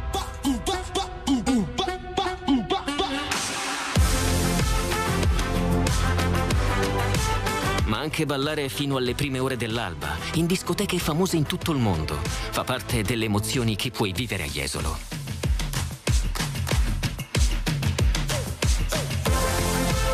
Una delle maggiori spiagge d'Europa, lunga circa 15 chilometri. 8 milioni di presenze ufficiali ogni anno. Terza stazione balneare del nostro paese, settima destinazione turistica più ambita in Italia. Premio Bandiera Blu per il 13° anno di seguito. Strada dello shopping più lunga del mondo.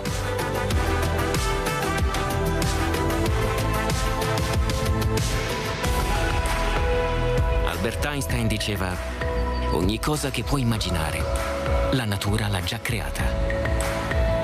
Quando percorri le valli da pesca della laguna sotto un tramonto fiabesco, allora ti rendi conto che aveva ragione. Jesolo, amici, è anche tutto questo. Quale migliore cornice per mettere in scena le semifinali del concorso di bellezza più famoso del mondo? Miss Italia 2018 è orgogliosa di essere qui a Jesolo per le sue semifinali.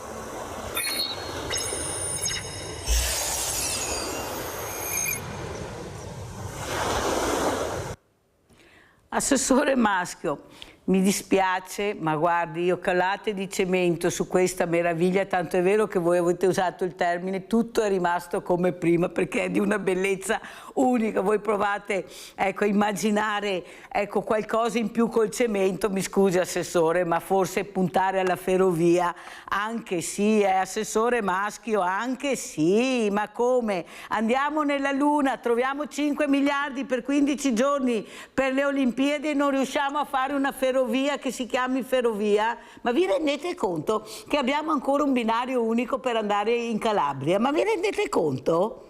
E guardate che tutto un collegamento è. Allora, Assessore Maschio, i giovani invece sono convinta, visto che il futuro sarà nelle loro mani, anche lei non è diversamente giovane, ecco, io penso che come anche richiesta da parte del turista c'è il verde, l'ossigeno, basta vedere le pinete come vanno alla grande, i camping, c'è questa richiesta, la gente non ne può più di cemento, scusa Assessore, sarà anche beo, ma anche basta, ne abbiamo già in abbondanza. Puntiamo invece su quello che è lo stile di vita che richiede sempre di più queste aree verdi, queste gite in bicicletta, questi spostamenti anche con queste barche, tanto è vero che funziona alla grande i traghetti che avete fatto. Prego Assessore. Allora, è tutto vero, breve premessa, anche fare una ferrovia comunque è una discreta colata di cemento lungo il territorio, perché non dimentichiamoci che anche una ferrovia Assessore, vabbè, taglia a metà un territorio, non è facilissima da gestire neanche quella, ma ripeto, io mi auguro che arrivi anche quella prima o poi a Jesolo, per cui ben venga. Ma allora, come dicevo, una località completa come Jesolo deve guardare un po' a tutti i mercati e un po' a tutti i possibili ospiti della località. È senz'altro vero che oggi, complice un po' forse il tenore di vita che abbiamo, lo stile di vita soprattutto durante tutto l'anno in generale, in vacanza si cerca anche molto la parte ambientale, si cerca il benessere, quindi la vacanza di una volta negli anni 70-80, sole, mare e spiaggia, funziona, ma non basta più. Oggi infatti l'offerta complessiva è molto più ampia, si sta puntando tantissimo sulla parte interna. Io ho sempre detto che lo sviluppo della nostra località avverrà al momento in cui volteremo le spalle al mare, che non vuole essere in senso negativo ovviamente dimenticare quello che ha creato questa località, che è il mare, che è la spiaggia, ma se vogliamo crescere e ampliare i nostri mercati e riuscire a far vivere questa città veramente tutto l'anno, che è la sfida sulla quale stiamo lavorando in maniera costante, abbiamo bisogno di guardare quello che sta dietro. La Quindi, fermo un secondo, pinete, Assessore, perché abbiamo una telefonata, certo. Assessore, la fermo un attimo, se no mi cade la linea. Prego. Abbiamo Giancarlo da Treviso, poi riprendiamo. Vai Giancarlo. Buongiorno Mirella e buongiorno ai cari ospiti, sia del mare che della montagna, due posti che adoro, io sono più montanaro, comunque Jesolo è fantastica. In merito al discorso dei collegamenti ferroviari, io ho sempre un atroce sospetto, e non solo io.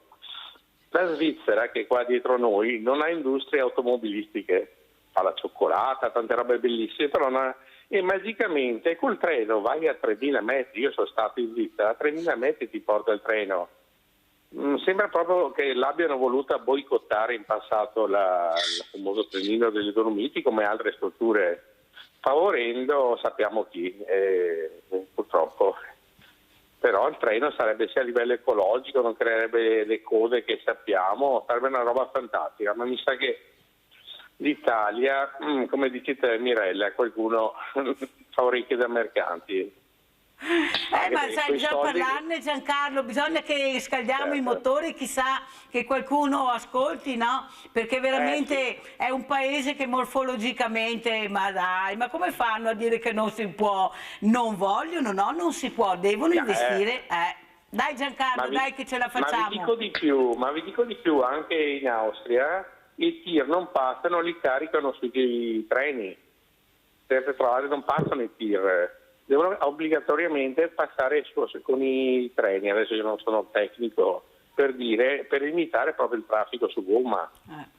Anche perché dopo succedono, come l'altro giorno quel dramma lì sull'autostrada, è in continuo, una volta al mese succede un disastro su quell'autostrada. E con questo speriamo che qualcuno pensi che esistano anche treni. Grazie, ti ringrazio Giancarlo. Sì, io non è la mia voce assessore maschio e lo dico anche De Cassan, sono anche le persone che incontrano che dicono ma perché non puntano su queste? Sa che a volte il cittadino forse se facesse parte di certi tavoli darebbe lo spunto anche a qualche politico di pensarla diversamente, ma gli stessi giovani maschio credono molto nell'ambiente e il futuro sarà nelle loro mani. Vedrete che prima o poi succederà questo, non è che dovremo aspettare magari in futuro, però al momento se ne può parlare, discutere. De Cassan cosa ne pensa? Questi treni che vediamo alle porte di casa nostra che ci sono, che arrivano in località altissime, addirittura in Spagna nei centri storici ti portano anche e noi invece continuiamo con sta gomma, non se ne può veramente più, delle volte uscire di casa diventa veramente un grande problema. Prego De Cassan, mentre sia la montagna che il mare ti viene voglia veramente di prendere la bicicletta, di spostarti in maniera diversa e non è vero che perderesti tutto sto tempo, che non vengono a raccontarmi che è una questione di tempo coi mezzi e la tecnologia che abbiamo a disposizione. Prego De Cassan.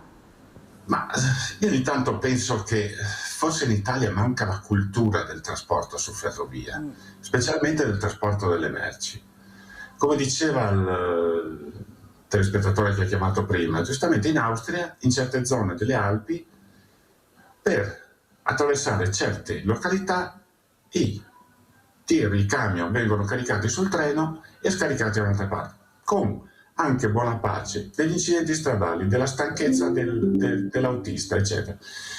Per cui io talvolta penso che manchi proprio la cultura. Allora si parla tanto di alta velocità, benissimo, comodissima l'alta velocità. Da Mestre in 3 ore e 3/4 sei a Roma, mi va benissimo. Però abbiamo anche tutta quelle ramificazioni delle linee che dopo diventano lentissime. Se io ci metto da Belluno a Padova in treno 2 ore e poi ce ne metto 3 ore e 3/4 da Padova a Roma, allora qualche domanda me la pongo pure io sul fatto di dimenticare certe cose e notare che la rete ferroviaria italiana è fra le più estese al mondo. Mi pare sia 10 volte più grande della rete ferroviaria degli Stati Uniti, mica della Svizzera o dell'Austria. So che gli Stati Uniti hanno una rete ferroviaria scarsissima, noi forse ce l'abbiamo molto più alta di loro, quindi potremmo approfittarne molto di più spesso. Lorenza da Mestre, vai Lorenza. Mirella, ciao. Ciao. Volevo fare un piccolo intervento al signore che stiamo ascoltando per chiaramente i trasporti su rotaie. Io Mirella, adesso ho i miei acciacchi, sto un po' più a casa, però una rete ferroviaria che parta dalla terraferma, da Venezia, diciamo, no? Per arrivare nelle nostre Dolomiti. Io ho provato una volta a farlo. Ho messo 4 ore per i cambi, Mirella. Ora io mi domando, non si può fare come dice il signore che è lì presente ospite tuo. Se io ci metto da Padova a Roma 3 ore e 3/4 per arrivare a Roma, come mai quando si va nelle nostre Dolomiti dobbiamo fare dei cambi dal treno al pullman, poi c'è l'ingorgo perché chiaramente non è che abbiamo delle strade, poi il discorso di portare chiaramente materiale per via gomma, ma si dovrebbe portare il materiale, gli alimenti e quant'altro per via ferroviaria, Mirella, ci sarebbe meno inquinamento. Basta così, Lorenza? Sì, ti ringrazio. Grazie a te Lorenza. Il problema è, Maschio, io non so se qualcuno di voi ha mai fatto dal Veneto è andato in Puglia o in Calabria in treno, a parte che è bellissimo, si fa un cambio, io ho fatto un cambio a Venezia, a Mestre, e poi sono arrivata a Treviso e poi arrivi anche che non sei stressato perché abbiamo un panorama, Maschio, che è una meraviglia, ma una meraviglia. Capite che, ascolta Maschio, e lo dico anche a De Cassan, vogliamo parlare che la parola magica è business della gomma e cemento, vogliamo parlare di questo? Che poi la ferrovia, come dice Maschio, ha bisogno di cemento, e certo che sì, ci mancherebbe. Ma vogliamo mettere il cemento per fare una ferrovia che si chiami così, che non ci siano tutti questi cambi? Ecco, su una litoranea che è una roba bellissima, guardate, io l'ho fatta, è bella. Ho impiegato tanto tempo, sì è vero, ma insomma tutto sommato poi se penso alle code che devo fare, se capita un incidente o qualcos'altro, lasciamo perdere. Allora Maschio, non è che forse anche voi ai tavoli dovete iniziare a parlare anche di questo quando vi riunite, quando parlate, questa volontà anche di cambiare le cose, perché il sistema, questo sistema sta facendo acqua, non ce la facciamo più, dobbiamo avere il coraggio di dire che bisogna cambiare le regole del gioco e che il business sì, però fino a un certo punto. Fai il tuo business, ma pensa anche a qualcos'altro, un pochino anche a qualcos'altro, visto il giro di soldi che girano. E stiamo parlando di miliardi di euro. Parliamo del ponte di Messina, cosa costerà e cosa stiamo pagando da anni il ponte che non c'è ancora? Allora capisci che non è una questione di soldi, De Cassan, guardiamoci bene in faccia, è una questione di volontà politica, di impegnare veramente nelle cose che servono al Paese, e questo è un servizio al Paese da nord a sud, da est a ovest. Prego Maschio. Allora, condivido una cosa. Il problema soldi è sempre il secondo dei problemi, perché le cose che non è indifferente, poi a volte su quello ci si può anche allenare, non sto dicendo che è sempre risolvibile, ma certamente è il secondo dei problemi.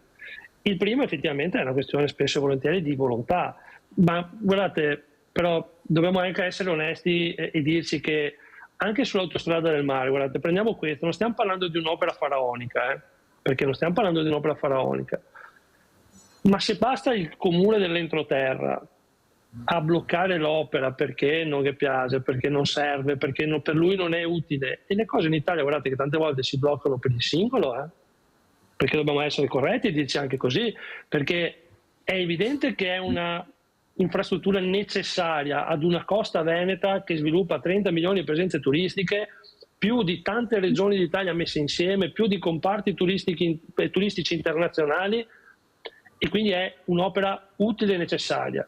Penso che nessuno possa dire il contrario, ma se basta qualcuno lungo il tragitto ad alzare il dito per bloccare un'opera, che per fortuna sta andando avanti nonostante ciò, in Italia a volte succede questo.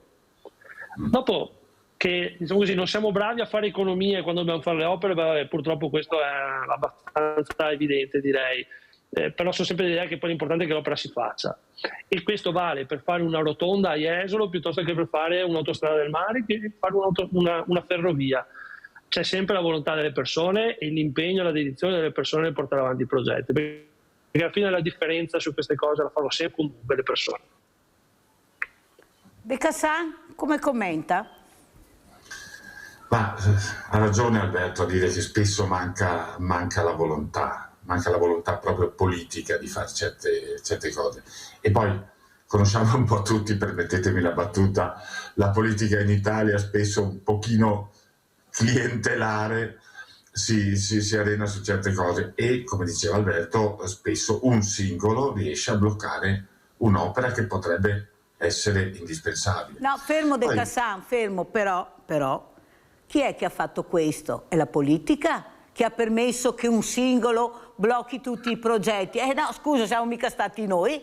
Se tu mi dai il permesso che io posso protestare e bloccare tutto, vuol dire che c'è qualcosa che non torna, perché sei tu che hai fatto questa legge, questa normativa, che un progetto che deve essere, basta una persona che dica io non ci credo, non ci sto e salta tutto, ma è inammissibile questa cosa qua, ma si capisce anche nei piani regolatori, basta che uno dica no, si ferma tutto.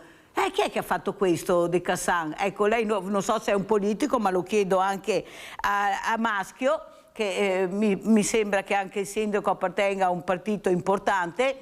È la politica che ha fatto questo, sono regole, sono state fatte in Parlamento, leggi che sono state in Parlamento, e anche voi vi chiedete ma com'è possibile che un singolo blocchi questa opera fondamentale? Maschio? Ma allora Mirella, va detto che gli impianti normativi in generale nascono, voglio sempre pensare insomma, in buona fede e nel tentativo di tutelare anche il singolo e anche la minoranza, quindi questo è quello che insomma, garantisce il nostro impianto normativo, le nostre leggi. E bloccare non vuol dire non riuscire ad arrivare a meta, ma vuol dire rallentare i percorsi, perché se noi per fare queste opere ci mettiamo 20 anni, 30 anni, è perché il ricorso, il controricorso, dopo poi li vinci, vai avanti, però spesso e volentieri è un percorso lungo, tortuoso, poi ci si arriva magari, però i tempi, i costi nel frattempo aumentano, perché poi diciamoci anche questo, da quando è stata pensata l'opera ad oggi, prendo sempre l'esempio dell'autostrada del mare, i costi sono duplicati almeno. Perché? Perché se aspettiamo 20 anni per realizzarla è evidente che poi succede questo. Ma perché abbiamo aspettato 20 anni? Non tanto secondo me per una mancanza di volontà politica, ma perché la politica, il singolo a volte ci si mette di mezzo e questo rallenta enormemente perché abbiamo delle tutele che vanno a volte in favore, vuol dire, perché poi dobbiamo pensare che spesso e volentieri siamo i primi noi come individui ad aver bisogno di quelle tutele, quindi nascono per questo, ma poi vengono usate in maniera direi strumentale per rallentare certi percorsi, ma non penso perché ci siano altri fini, guardate, perché poi io voglio immaginare che il sindaco lungo la tratta dell'autostrada del mare che alza il dito per dire no, a me questa cosa non va bene, lo fa perché in realtà pensa di tutelare il suo territorio nel limitare, nel rallentare, nel bloccare quest'opera. Non voglio pensare che ci siano altri ragionamenti dietro, per cui io parlo sempre del presupposto che c'è sempre la buona fede, perché poi guardate, c'è la politica, noi spesso ne parliamo come fosse un qualcosa di astratto, ma la politica sono le persone.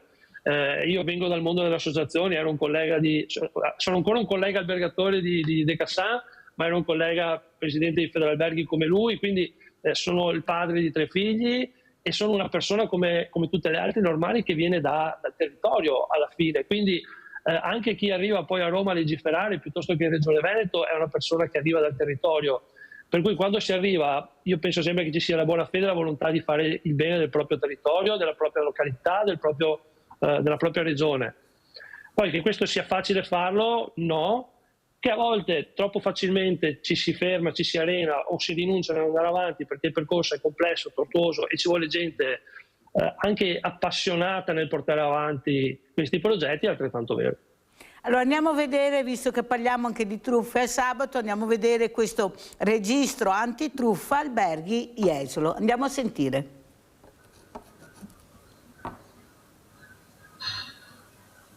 Un registro volontario per contrastare le truffe negli affitti turistici. Nasce a Jesolo l'iniziativa promossa da Confcommercio in collaborazione con Rescasa, Associazione Nazionale del Turismo in Appartamento, per certificare l'affidabilità degli alloggi destinati alle locazioni brevi. Il sistema prevede verifiche su esistenza degli immobili, dotazioni, localizzazioni e corrispondenza del codice identificativo nazionale, con l'obiettivo di garantire maggiore trasparenza a turisti e proprietari e arginare gli annunci non veritieri. Vogliamo dare garanzie e sicurezza al nostro ospite. Tutti i nostri soci che hanno 2 o più appartamenti e che faranno parte di questo registro che noi faremo anche gratuitamente per tutti i nostri soci, è quello di certificare primo che l'appartamento esiste, perché purtroppo si legge spesso di truffe che vengono fatte, che a quel CIN corrisponde effettivamente un appartamento che ha questi requisiti. Quindi è un sistema per tutelare l'ospite. Non vogliamo fare le agenzie, non vogliamo sostituirci al lavoro degli altri, solo dare una garanzia in più. L'iniziativa si inserisce in un settore in forte crescita. Nel 2025 l'extraalberghiero a Jesolo ha superato 1.200.000 presenze, in aumento rispetto all'anno precedente. Sul fronte normativo resta il nodo delle locazioni brevi. Dal 1 gennaio chi affitta più di 2 appartamenti è considerato imprenditore con l'obbligo della partita IVA. Essenzialmente 2 missioni. La prima, aiutare chi vuole essere un vero professionista nel mondo della gestione del turismo in appartamento a capire quali sono le regole, dove vanno le regole, in che direzioni la normativa si sposta e a sapere come rispettarle, ma soprattutto sapere dove va il mercato. Quello che guida il nostro settore è l'ospite, la sua esigenza, la sua richiesta di servizi sempre migliori, sempre più professionali, e questo è il maggior contributo di Rescasa sul territorio. Allora De Cassan, vorrei proprio che fosse lei a commentare questo importante servizio che abbiamo visto, perché qui si parla anche di sicurezza, ecco, di una sicurezza che è fondamentale. Prego De Cassan.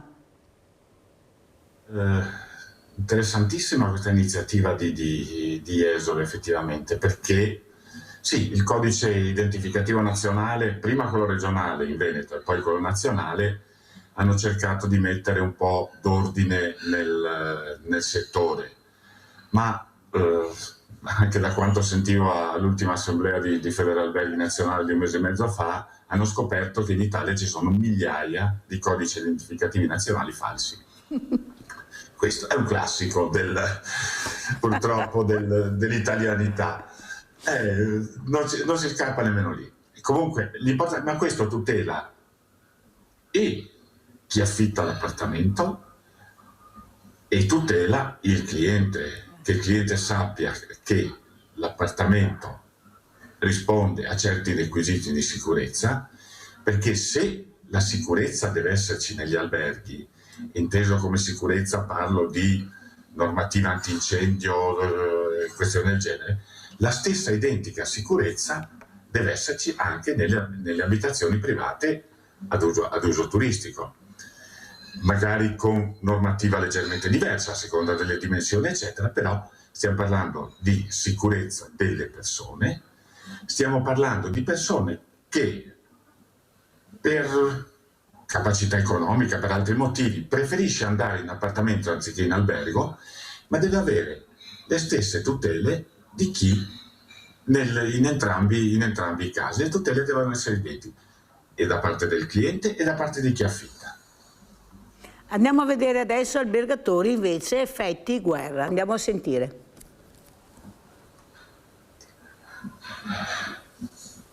I venti di guerra che ora soffiano forte in Iran e su tutta la situazione internazionale purtroppo rischiano di creare pesanti turbative anche sull'andamento del turismo a Venezia. Attualmente non si può ancora parlare o fare allarmismo, ma la preoccupazione tra gli hotel in laguna c'è ed è evidente.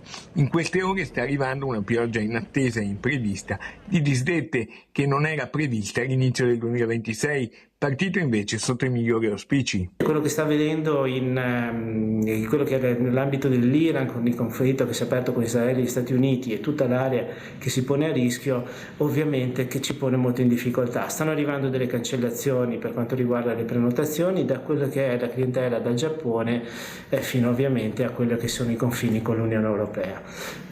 Quindi un danno lo stiamo vedendo. Siamo comunque abbastanza fiduciosi con la speranza che finisca presto, prima di tutto per le persone che si trovano in mezzo, coinvolte nel conflitto in modo diverso e diretto, ma ovviamente anche come imprenditori. Di sicuro già nel periodo di Carnevale abbiamo visto che la clientela tendenzialmente era per il 70% europea, una buona componente oltre il 10% italiani. Daniele Minotto, direttore dell'Associazione Veneziana Albergatori, pone l'accento anche su un altro fattore e tema da monitorare connesso al conflitto, l'aumento dei costi dovuto alla crisi energetica. Non vogliamo essere allarmisti, lo potremo diventare dal punto di vista dei costi, perché ovviamente quello che si sta creando con una crisi di nuovo energetica come quella che è accaduta un paio d'anni fa ci rischia di portare a far crescere molto i costi per quanto riguarda i viaggi, e di conseguenza la ripercussione sul lungo periodo potrebbe essere più dovuta a questo, e quindi una minore capacità di spesa da parte parte degli ospiti.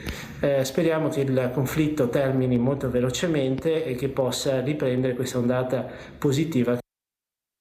Allora, abbiamo avuto proprio ieri ospite il presidente degli albergatori di Venezia, Daniele Minotto, e alla fine ci ha lasciato, ecco, come suo solito, col bicchiere mezzo pieno e sempre ottimista, e bisogna essere ottimisti. Siamo il paese più bello del mondo, abbiamo il design più bello del mondo, abbiamo la creatività nel DNA più bella del mondo, prima o poi riusciremo anche a far decollare sto paese. Maschio, il mondo è vostro, impegnatevi, prego Maschio. Direi che se facciamo i numeri che facciamo come regione, come Costa Veneta, è evidente che la qualità degli imprenditori, ma anche della classe dirigente in generale, devo dire, è senz'altro di rilievo. È chiaro che dobbiamo pensare a quello che lasciamo più che a quello che abbiamo in questo momento come territorio. Quindi quando diciamo che il futuro è dei giovani è senz'altro vero. A me piace pensare che noi in questo momento abbiamo in custodia quello che è il loro patrimonio, no? Quindi come tutte le cose che uno dà in custodia a qualcuno, ne hai cura, ne hai tutela e cerchi di ridarglielo ancora meglio di come te l'hanno consegnato a suo tempo. I mercati continuano a crescere, il turismo è uno dei settori con il più alto tasso di innovazione, che è un termine che uso poco di solito perché è un po' abusato, ma cambia costantemente e ha degli equilibri molto delicati, come quello che abbiamo sentito. Una guerra a noi non particolarmente distante, ma diciamo così, fortunatamente non in casa, comunque sposta flussi, sposta mercati, l'incertezza, i dubbi spostano flussi e mercati. Per cui questo fa capire cosa? Che il turismo è un'infrastruttura strategica, industriale, molto delicata, che risente di N fattori, che va dall'aumento dei costi, che va da una guerra in un paese X, che va, se vogliamo il periodo Covid chiaramente, ma ha degli equilibri molto fragili. Quindi quando si parla di turismo e si parla delle nostre località in questo ambito per il futuro, si deve tener conto di tutto questo.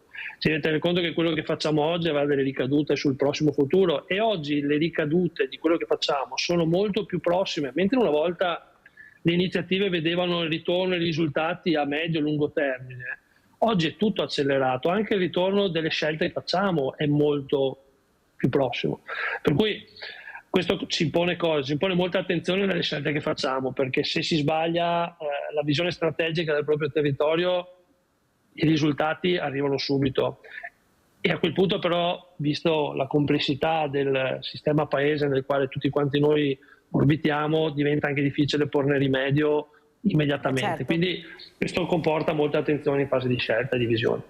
Grazie veramente, grazie Alberto Maschio, assessore al turismo di Jesolo. Sentiamo anche Walter De Cassan. Un'altra cosa che hanno fatto importante a Jesolo, hanno veramente unito le forze per trovare casa ai dipendenti.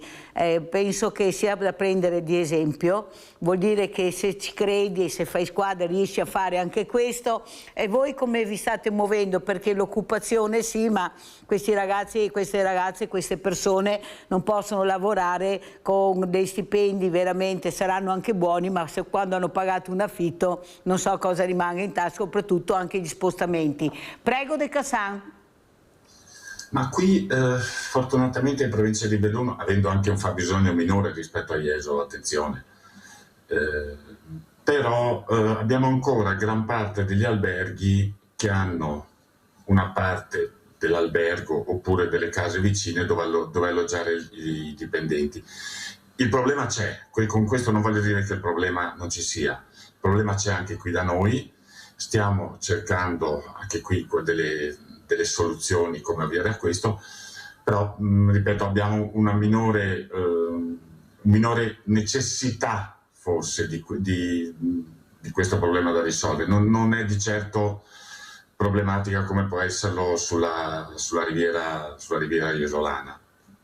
però se ci metti la faccia e fai squadra risolvi il problema, tanto è vero che veramente questo modo di gestire anche questo problema a casa a Jesolo l'hanno fatto e sono riuniti, e veramente io devo dire complimenti anche a Maschio, perché è stata una questione che ho sentito anche in tavoli molto importanti che vi hanno fatto i complimenti, hanno detto ma a Jesolo funziona, provate a farlo anche qua nel Trevigiano. Capisce che bisognerà pure che anche qua a Treviso qualcuno si dia una mossa come state facendo voi, trovando delle soluzioni, visto che le abbiamo anche noi. Ma se non si fa squadra e non si punta al miglioramento anche della qualità della vita delle persone che lavorano, non andremo da nessuna parte. Allora De Cassà, un messaggio per salutarci, come ci saluta? Come vi saluto? Vi saluto con una splendida giornata di sole. Anche qua fortunata. Una giornata caldissima, che si preannuncia molto calda per essere la fine di maggio. Vi saluto con il solito invito a venire a vedere le Dolomiti. Alla fin fine sono sempre le montagne più belle del mondo, c'è poco da discutere. E adesso andiamo al mare più bello del mondo, si può dire così, bandiera blu anche quest'anno. Allora, come ci saluta Maschio? Con quale messaggio? Io vi saluto invitandovi in realtà a trascorrere un po' di tempo sulle spiagge, perché oggi le nostre spiagge sono veramente noi le abbiamo definite delle palestre a cielo aperto, è un territorio dove scrollarsi di dosso la quotidianità e dove riprendere un po' contatto con se stessi, col proprio essere, col proprio modo di essere, godendo di servizi di altissima qualità, perché oggi località come le nostre vivono di questo, vivono della qualità dei nostri collaboratori, perché il tema di prima è senz'altro centrale, e oggi fortunatamente grazie a queste scelte riusciamo ad attrarre ancora qualità nei nostri collaboratori, quindi offrire qualità di servizi, quindi offrire una città di qualità a beneficio di tutti gli ospiti e anche dei residenti, perché una località turistica di qualità ha residenti che vivono bene. Grazie anche a Alberto Maschio, assessore al turismo di Jesolo. Mi saluti anche il sindaco, assessore, perché veramente state facendo delle cose veramente importanti per la comunità, questa è la verità, fa anche rima. Grazie, pubblicità.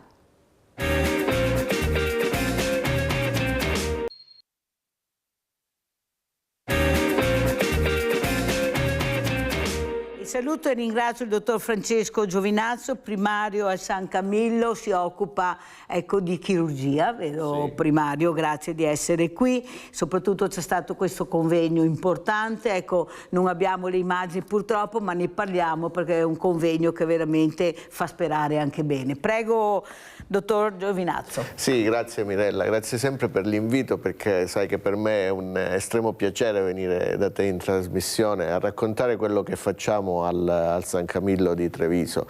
Sì, questo è diciamo uno di una serie di convegni che noi abbiamo fatto su dei temi che spaziano dalla prevenzione alla umanizzazione della medicina e che diciamo hanno un taglio un po' diverso dal solito. In che senso? In generale noi siamo abituati da medici, da chirurghi a fare dei convegni di carattere tecnico, quindi non parliamo di aspetti importantissimi della chirurgia, della medicina, ma lo facciamo con un linguaggio che è riservato agli addetti ai lavori. Mentre invece questa volta cosa abbiamo fatto? Abbiamo cercato di unire diverse professionalità. Quindi per esempio nell'ultimo convegno che abbiamo fatto abbiamo preso un tema che era quello di Parmenide Isaia, quindi un filosofo e un profeta, e l'abbiamo cercato di declinare in modo tale che le persone potessero accedere a due grossi temi della medicina e della chirurgia, che sono quelli della cura e della speranza. Ora chiaramente c'ero io che sono il tecnico, quindi ho parlato un po' di quella che è la prevenzione, quella come avvengono i programmi di screening, soprattutto nella regione Veneto, dove tu sai che ci sono degli ottimi programmi di screening che funzionano, però quello che serve è anche sensibilizzare le persone perché possano andare a fare questi screening, perché nonostante questi progetti, questi programmi siano gratuiti, diciamo le persone che poi le fanno effettivamente sono poche. E poi insieme a me c'era anche un sacerdote che è un filosofo, è stato Don Mariano, è stato rettore del Pio X, che ha parlato di questi aspetti da un punto di vista della filosofia morale, dell'etica. E poi abbiamo invitato insieme a noi un professore di Ca' Foscari che invece ha parlato della responsabilità. Quindi diciamo ci siamo messi intorno a un tavolo e abbiamo discusso di temi che sembrerebbero diciamo ostici, inaccessibili, ma li abbiamo resi in un modo che tutti possano comprendere, perché prevenire è meglio che curare. Fuor dubbio. Un'altra cosa importante è capire che è un momento particolare anche per quanto riguarda la sanità veneta in generale. Mancano medici, mancano infermiere, chirurghi. Io ho avuto anche altri chirurghi che hanno detto siamo molto preoccupati perché non ci sono più i numeri. Allora andiamo a sentire cosa dice la dottoressa, ecco, veramente che abbiamo avuto ospite, Diva Simonetto, proprio su medici in ospedale.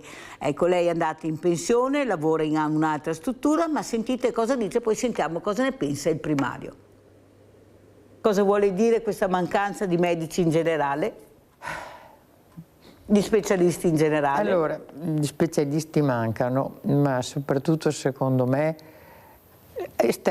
all'esterno ce ne sono, liberi professionisti, qua mi mangeranno tutti. Io sono convinta di una cosa, che come giustamente ha detto il professore Laibach, bisognerebbe mettere assieme le borse di studio con l'obbligo di queste persone di lavorare non solo e mi odieranno tutti, non solo nel Veneto, ma anche in strutture pubbliche. Cioè tu prendi la specialità, io ti do la specialità, ti pago per la specialità e poi lavori un certo tot di anni in ospedale con altri colleghi, impari e poi esci. E sarai una persona che conosce anche l'ambiente ospedaliero. In parte risolveremo anche la mancanza dei medici in ospedale, sarà odiata da tutti, però una preparazione ospedaliera dei medici quando escono, sia specializzati, pure specializzati, hanno pur passato 5 anni è vero, hanno ragione, però lavorare in una struttura pubblica per un po' di anni, secondo me, risolverebbe un mucchio di problemi, conoscerebbero l'ambiente, avrebbero un rapporto diverso. Sei nel pezzo tutti i giorni? E sei nel pezzo tutti i giorni. Questa è un'opinione di vecchio medico che crede ancora altamente nella sanità pubblica. Noi non possiamo lamentarci. In Veneto abbiamo ancora una buona sanità pubblica, legata molto spesso alla buona volontà di tutti quei medici che lavorano in ospedale e non sono più stupidi degli altri, anzi sono delle persone che lavorano per gli altri, quindi tanto di cappello alla sanità pubblica. Io adesso lavoro fuori, però non perché sono in pensione, ma dico la verità che in ospedale si lavora bene. E si impara anche molto. E si impara molto e hai rapporti con gli altri, impari non solo la tua materia, ma impari anche a comportarti con i colleghi. Allora, primario, cosa ne pensa, dottor Giovinazzo, di quello che ha detto la dottoressa Simonetto, ecco, con tanta esperienza all'interno dell'ospedale, di questi medici che mancano, come far funzionare? Prego. Allora, intanto, come dire, bisognerebbe capire perché mancano e se questa, diciamo, carenza è uniforme in tutte le branche specialistiche, perché per esempio io ho visto che la dottoressa è una dermatologa, se non mi sbaglio, e in realtà se noi andiamo a vedere i dati delle persone che scelgono di fare la specializzazione in dermatologia ci rendiamo conto che questa carenza effettiva non ci sia.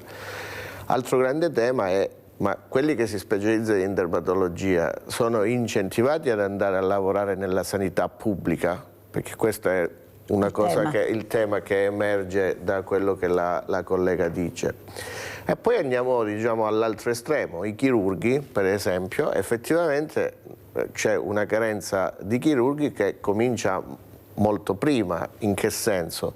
La gente non lo vuole fare più, quindi non si iscrive più alle scuole di specializzazione. Questo per dire che cosa? Che è un problema molto grosso che però va affrontato poi nelle sue specificità. Come facciamo? Bella domanda, nel senso che sicuramente dobbiamo agire su diverse leve. Una leva è quella culturale, quindi dobbiamo fare in modo che questi giovani si innamorino della medicina in generale. Che poi, se noi andiamo a guardare anche le persone che si iscrivono alla facoltà di medicina, sono tantissime, tant'è che se noi vediamo anche là i risultati, per esempio, del semestre filtro, no, che è stato introdotto da qualche tempo dal Ministero, migliaia di persone che vogliono fare il medico. Ecco, non penso ci sia una ricetta unica, perché una cosa è parlare di chi per esempio vuole fare il chirurgo e quindi là c'è carenza vocazionale, cioè di persone che si iscrivono nella specialità. Un'altra cosa è parlare del dermatologo, che ce ne sono tanti ma non vogliono andare a farlo nel servizio pubblico. Quindi culturale è un aspetto molto importante, l'altro aspetto è sicuramente un aspetto economico, perché ce lo dobbiamo dire con onestà, alcuni specialisti lavorando nel settore privato guadagnano molto di più che lavorando in un settore pubblico in regime di esclusività. E questa è una grossa differenza.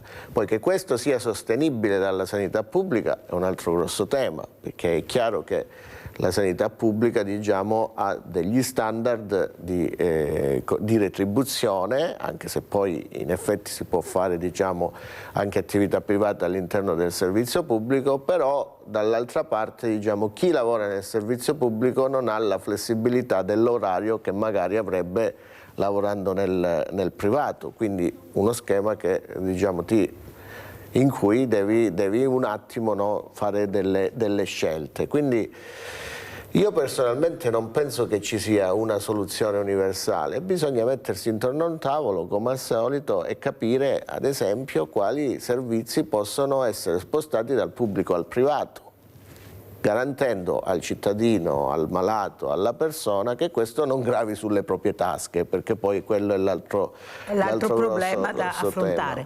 Però io sono convinta che bisogna anche intrigare, come dice la dottoressa Simonetto, questi ragazzi. L'ambiente ospedaliere è un ambiente particolare, è un ambiente diverso, è un ambiente dove ti fa toccare con mano anche la grande tecnologia, dove i ragazzi, i giovani sono molto disposti con questa tecnologia. Forse riuscire a capire chi sei può aiutarti anche lavorando all'interno dell'ospedale, come dice giustamente la dottoressa Simonetto, prima della laurea alla fine, no? Sì, lei propone una soluzione, infatti c'era una volta, poi è stata tolta. Una soluzione che dice farò arrabbiare qualcuno, io penso più di uno, nel senso che lei cosa dice? Noi i neospecialisti li obblighiamo a lavorare per un tot di anni nel servizio pubblico e dove vengono formati.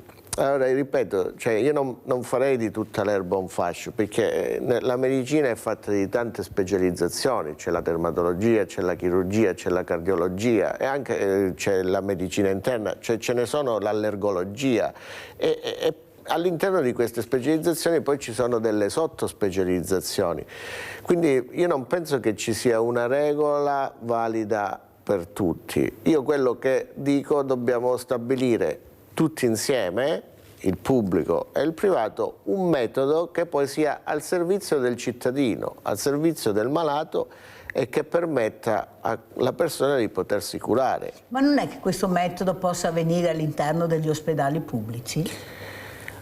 Se ne hanno le risorse sì, ma bisogna capire se l'ospedale pubblico in una società in evoluzione, in una società che presenta delle complessità importanti, ha ancora le risorse per poter garantire tutti i servizi a tutti i cittadini. E allora lo facciamo pubblico-privato. Esatto, questa secondo me gestita nel modo giusto è la soluzione migliore. Ad esempio tu sai che noi siamo un privato accreditato a San Camillo, in questo momento stiamo nella mia chirurgia, nel mio reparto di chirurgia, smaltendo le liste di attesa di Treviso. Felicissimi di farlo, richiamiamo i pazienti, li operiamo e lasciamo, diciamo, sgraviamo gli ospedali più grossi, il pubblico, da alcune cose che graverebbero invece su che cosa? Sulla complessità dell'urgenza, sui malati cronici, su tutte quelle cose che invece noi come ospedale non Ma allora gestiamo. si fa poco primario, si dovrebbe incentivare anche di più questa collaborazione, perché le liste d'attesa fanno fatica a diminuire. Bisogna sicuramente incentivare la collaborazione, stabilire degli organismi secondo me anche centrali di coordinamento, in cui poi devo dirlo, purtroppo noi tecnici siamo poco presenti, quindi magari la prima linea, diciamo, chi combatte in prima linea poi si trova semplicemente ad essere un esecutore di quelli che sono le disposizioni che ci vengono date, che ben vengano, ma ci piacerebbe partecipare di più a questi tavoli. Sono tavoli anche importanti perché fanno capire anche l'importanza del futuro di questi anche specializzandi, di queste persone. Io sono convinta che intrigandoli, cioè l'ambiente ospedaliero, mio marito è un ospedaliero e perciò dice sempre che l'ospedale è un'altra cosa, cioè lavorare all'interno, cioè, come dice e poi lo conferma anche la dottoressa Simonetto, ecco, è l'ambiente stesso poi che ti intriga, la collaborazione con altre persone, con altri medici, con gli infermieri, socializzare, la tecnologia, magari applicazioni tecniche come si faceva una volta all'interno degli ospedali per vedere qual è il tuo orientamento, perché io mi ricordo quel cardiochirurgo che ha detto io a 6 anni sapevo già che facevo il cardiochirurgo, gliel'ho già detta, no, dottor Giovinazzo, e anche lei aveva questa passione. Allora dobbiamo anche capire chi sono i ragazzi che hanno questa passione, come cercare di agevolarli, perché da soli non ce la faranno. Prego. Ma allora io più che di ospedali, ripeto, insomma, io sono stato formato sempre in ospedali pubblici, quindi la mia però io parlerei di rete formativa piuttosto che ospedali, anche questo è un aspetto importante. Cioè il problema non è, diciamo, il contenitore, il problema è il contenuto, cioè che cosa questi ragazzi vanno a imparare. Ad esempio, ripeto, se mi dovessero mettere, diciamo, come unità operativa in rete formativa, nonostante io lavori in un ospedale privato accreditato, però posso garantire per i numeri, per quello che facciamo, una parte della formazione chirurgica di uno specializzando.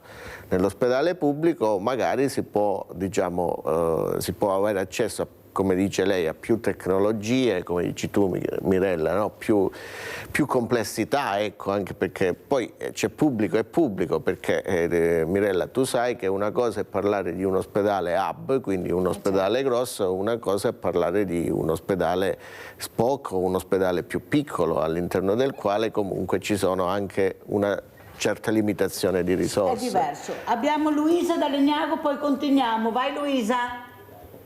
Buongiorno, vorrei sapere dal professore come mai nelle strutture private difficilmente si trovano reparti di rianimazione. Pronto? Sono Sì, ti sentiamo bene Luisa, vai. Vorrei sapere dal professore come mai nelle strutture private non esistono mai o quasi mai dei reparti di rianimazione.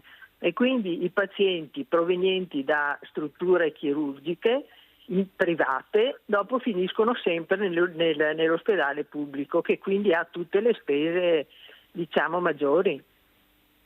Molto chiara Luisa, prego primario. Grazie per la domanda Luisa, perché mi permette di, tra virgolette, spiegare una cosa molto importante. Allora, diciamo questo, dipende dall'ospedale privato, perché io per esempio ho lavorato al Gemelli, che è un privato accreditato, e posso garantire alla signora che la rianimazione è molto più grande di tanti ospedali che si trovano in giro per l'Italia. Quello che succede è che diciamo, ci sono delle scelte strategiche che nascono da un sistema di convenzione tra pubblico e privato, perché come giustamente la signora ha evidenziato, la rianimazione ha un costo e quindi ci sono dei costi che magari non sono garantiti da quelle che sono le convenzioni, ok?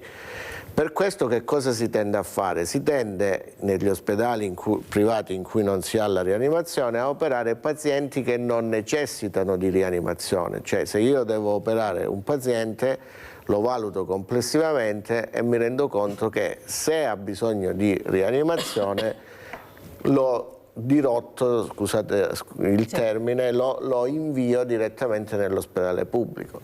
Caso di ieri per esempio ho visto un paziente che per tutta una serie di comorbidità era a rischio di essere ricoverato dopo chirurgia in terapia intensiva rianimatoria e quindi ho detto guarda, probabilmente è meglio se tu vieni valutato nell'ospedale dove c'è la rianimazione. Poi l'altro aspetto e concludo, è chiaro che se io opero un paziente dove non prevedo che questo paziente vada in rianimazione, ma questo paziente sviluppa una complicanza che necessita di rianimazione, per forza di cose lo devo centralizzare, ma questo non avviene solo tra privato e pubblico, esiste anche tra pubblico e pubblico, tra ospedali più piccoli e ospedali più grandi. Allora, visto che siamo partiti anche questa giornata a parlare di giovani con questa trasmissione, andiamo a vedere il nuovo rettore di Ca' Foscari, che è un giovane, Sgarbi, nuovo rettore Ca' Foscari. Andiamo a sentire.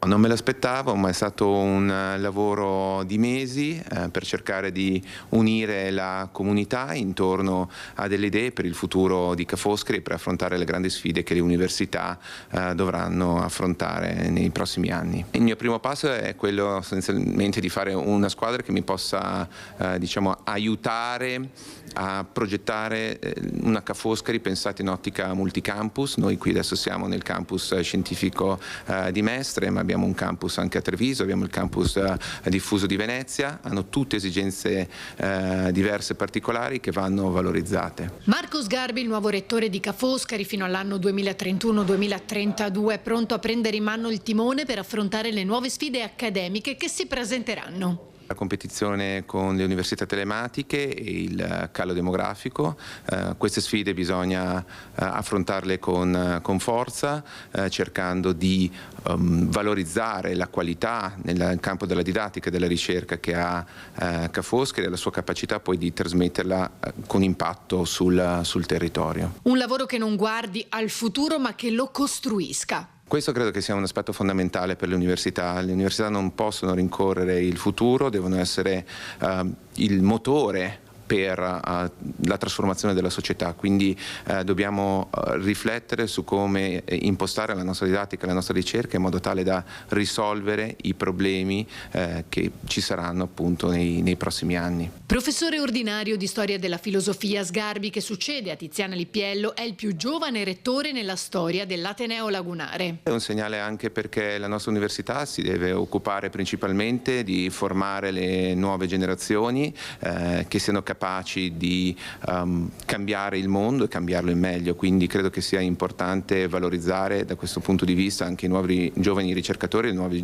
giovani ricercatrici che possono portare nuove idee per risolvere le grandi sfide del futuro. Il mio obiettivo è quello di creare una Ca' Foscari che sia vicina agli studenti e alle studentesse, ma traendo comunque esperienza dalle persone che hanno lavorato per decenni all'interno di questa università e che hanno dato grande impulso e una grande forza e prestigio al nostro Ateneo. Quindi il tema è valorizzare la tradizione per pensarla per un futuro migliore. L'insediamento ufficiale è previsto il prossimo 1° ottobre.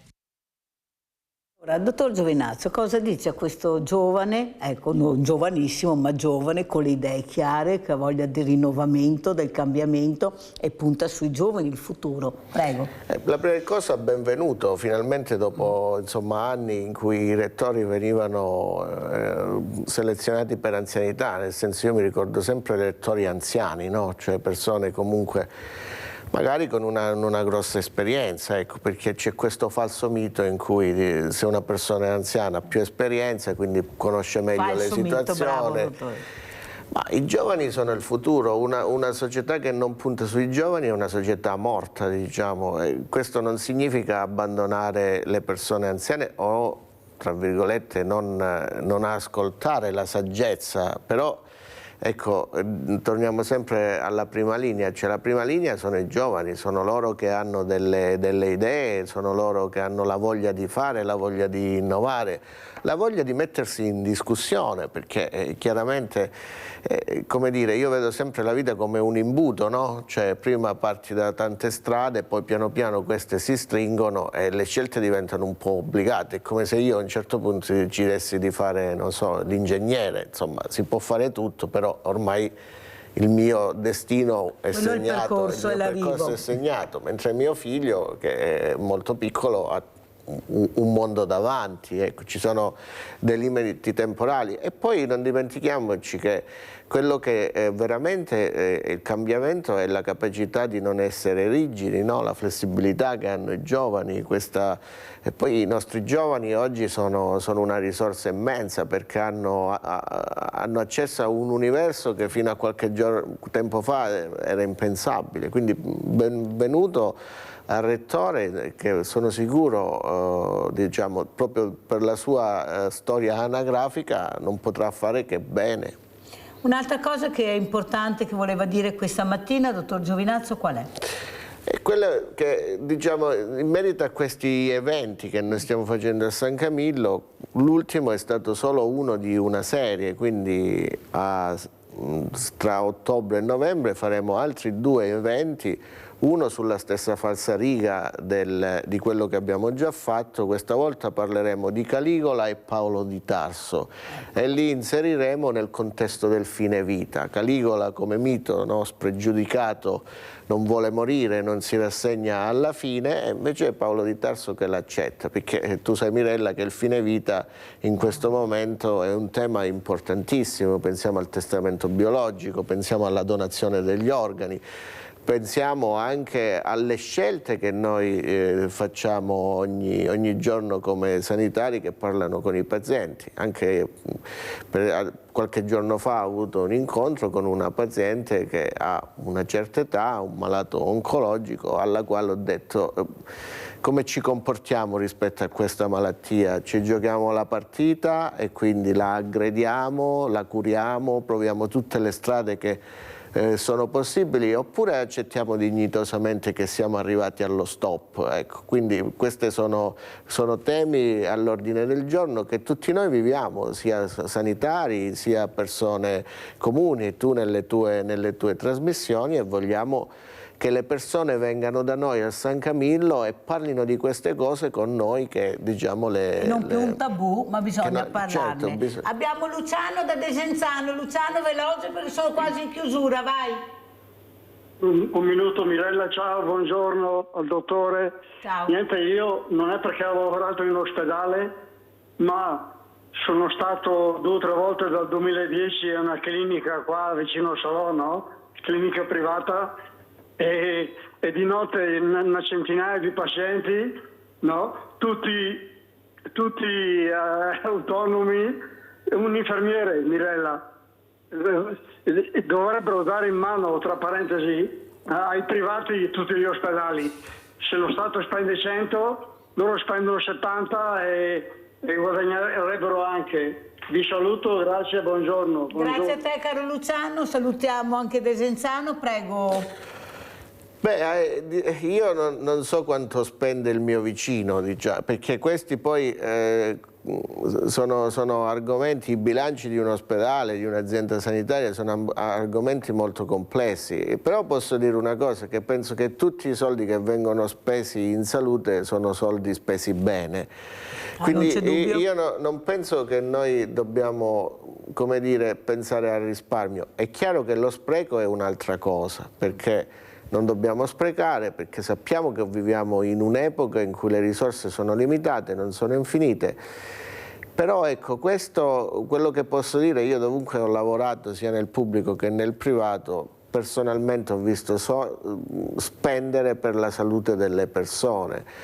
Poi è chiaro che a volte si spende troppo e dobbiamo capire come fare a risparmiare e a non sprecare, ma senza mettere a rischio quella che è la salute dei cittadini. Certo che però il problema del fine vita prima o dopo bisognerà pur risolverlo. Ecco, adesso c'è questa proposta di Stefani che dice: io vorrei una legge nazionale, non una legge regionale, che ogni regione va per conto suo. Lei cosa ne pensa, dottor Giovinazzo? Io penso che è un argomento importantissimo in cui noi dobbiamo evitare prima di tutto di avere una visione ideologico-dogmatica, perché le nostre sono società che sono sempre più multiculturali e quindi dobbiamo rispettare il pensiero di tutti. Allora, io direi al Presidente Stefani che oltre a un tavolo nazionale ci dovrebbe essere un tavolo di esperti che non sono solo politici, non sono solo medici, ma che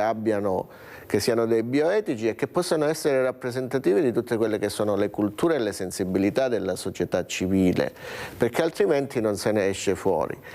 Detto questo, è chiaro che il fine vita è una scelta privata e quindi come scelta privata viene fatta in base a che cosa? In base ai valori che ognuno di noi ha. Perché il fine vita per una persona cattolica, per esempio, può essere diverso da quello che invece ha una persona laica, diciamo. Ecco, allora da quale parte facciamo pendere l'ago della bilancia? Io penso da nessuna delle due. Dobbiamo trovare il modo, dobbiamo fare una legge che rispetti entrambe le posizioni. E che ognuno della propria vita può decidere lui. Però ecco, può decidere fino a che punto può decidere? Perché questo, per esempio, cosa facciamo ad esempio con le persone che sono malate di Alzheimer?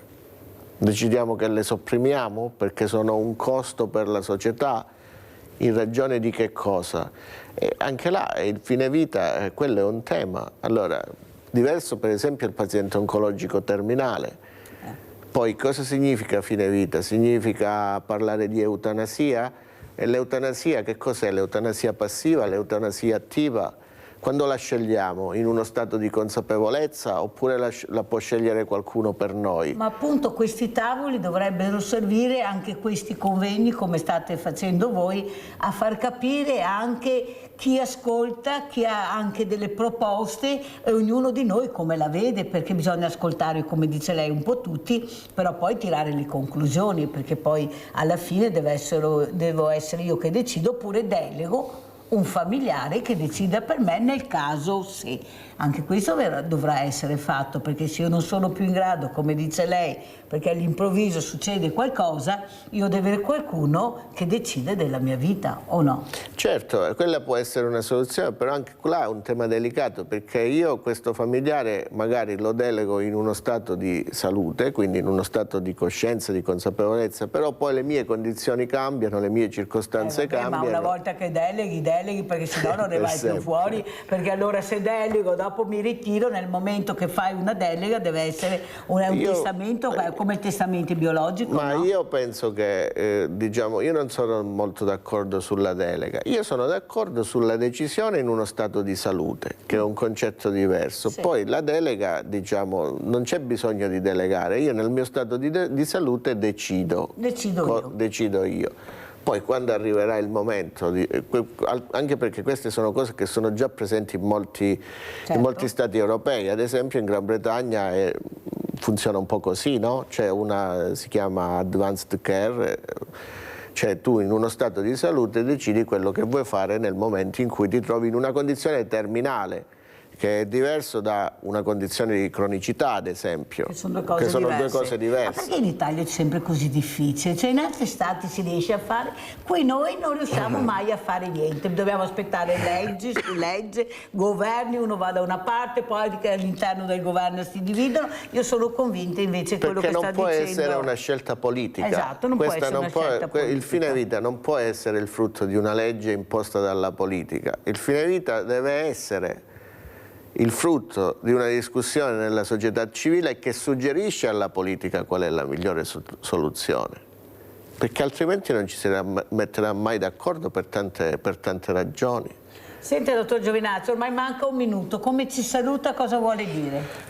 Allora io, ecco, quello che vorrei dire, Mirella, è intanto grazie, perché come al solito quando vengo da te è sempre un piacere parlare di argomenti trasversali che mi permettono sia di dimostrare quello che noi facciamo ogni giorno, ma anche di imparare tante cose, no? E di essere stimolato ad avere nuove idee, nuove iniziative. E poi concludo invitando tutti a questi eventi che facciamo al San Camillo, che sono aperti al pubblico e che rappresentano un momento di condivisione tra noi che siamo l'ospedale, i medici, i sanitari e la popolazione. Il prossimo quando sarà, allora, dottor Giovinazzo, dove state lavorando e su quale argomento? Allora, il prossimo, ho detto, il fine vita, dovrebbe essere a ottobre. All'inizio dell'autunno, allora. All'inizio dell'autunno, su un tema veramente delicato. Appena definiremo in modo completo la data, magari ci vediamo un'altra volta, così ne parliamo più nel dettaglio. E con queste parole noi ringraziamo veramente il dottor Francesco Giovinazzo, primario all'ospedale San Camillo di Treviso. L'importanza, avete sentito, del pubblico privato, prima o poi ci arriveremo. Perciò grazie, veramente grazie al dottor Francesco Giovinazzo di essere stato con noi, grazie a voi. Noi ci vediamo naturalmente lunedì, ma adesso andiamo a vedere l'assegno, il vostro assegno, a chi è andato anche questa settimana. Andiamo a vederlo e poi ci vediamo lunedì. Grazie dottor Giovinazzo. Grazie. Ciao grande famiglia, oggi siamo a Tarcenta, in provincia di Rovigo, e ci sta aspettando Antonella con sua sorella Patrizia. Andiamo.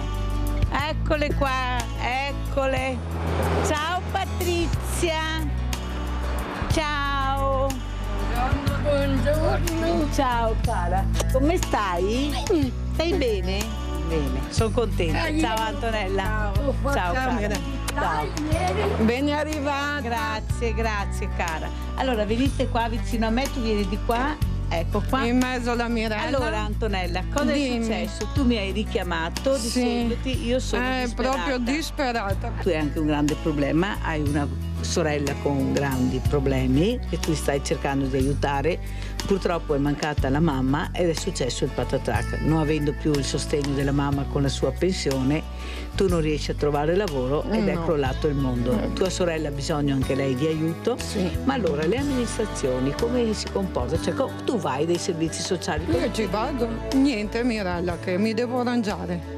Perché ti devi arrangiare? Perché mi devo far sulle maniche e trovare qualcosa da fare. Perché lei è tutta in parte dal comune, è associata a un'altra col comune. Cioè tua sorella è aiutata dal comune, dai servizi sociali del comune? Sì, ma non gli fanno niente. E cosa comporta questa assistenza che tua sorella Patrizia? Per fare la spesa, per andare in giro, per fare l'abbonamento della corriera, le cose più principali, insomma. Che problemi ha tua sorella Patrizia? Hanno l'oligofrenia. Sarebbe? Un disturbo della personalità? Sì, brava. Andiamo a prendere la borsa della spesa, Patrizia, vieni con la Mirelluccia, vieni che prendiamo. Che ti vedo anche stamattina. Anche stamattina, brava la Patrizia. Allora, apri Patrizia. Bene, prendi lo scatolone. Ce la fai? Vediamo quanta forza hai. Ce la fai, Patti? Oh là là, forte Patrizia, Ecco qua la spesa intanto.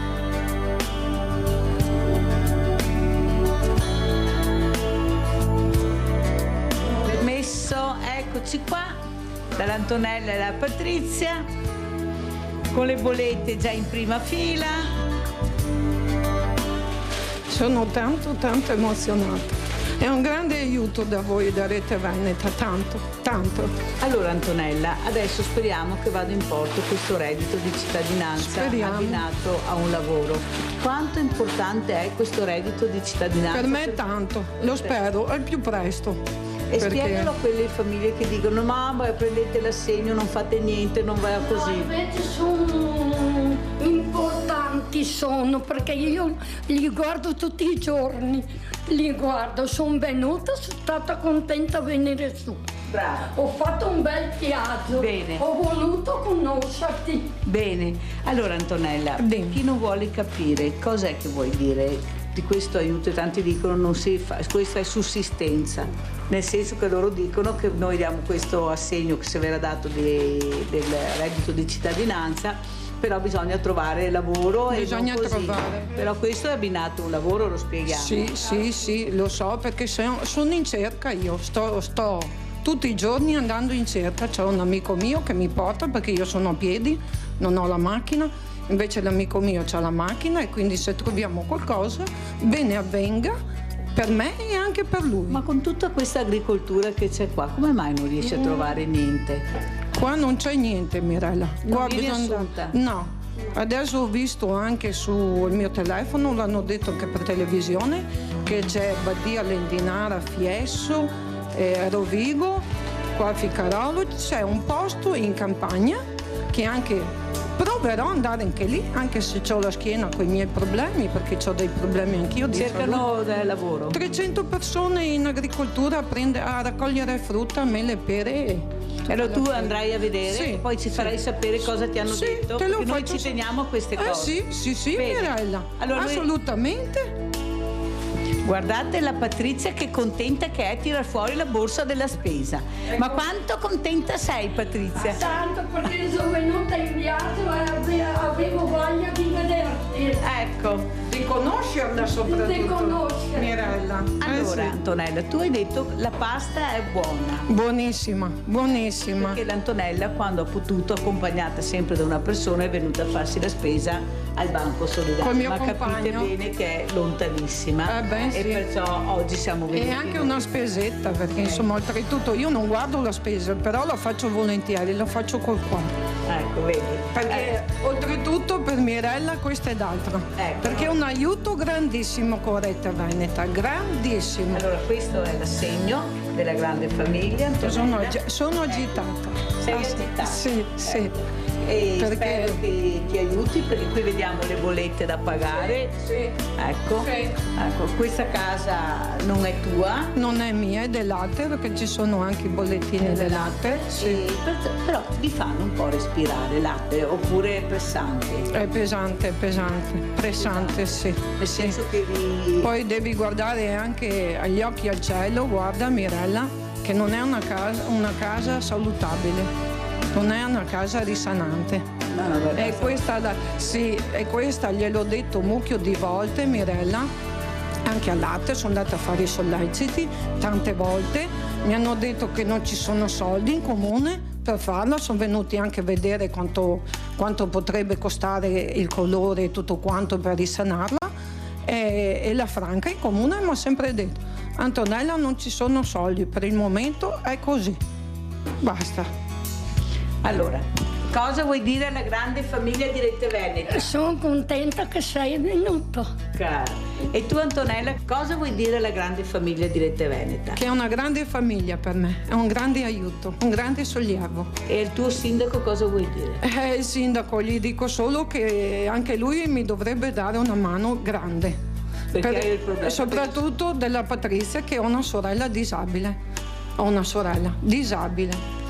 Io non dico altro, perché vi faccio vedere, vi faccio sentire più di così, per far capire che situazioni ci sono in giro, cosa devo fare. Anche qualche amministratore dovrebbe un po' di più aiutare, secondo me, perché stiamo parlando di disabilità, e questa la dice lunga. Ciao!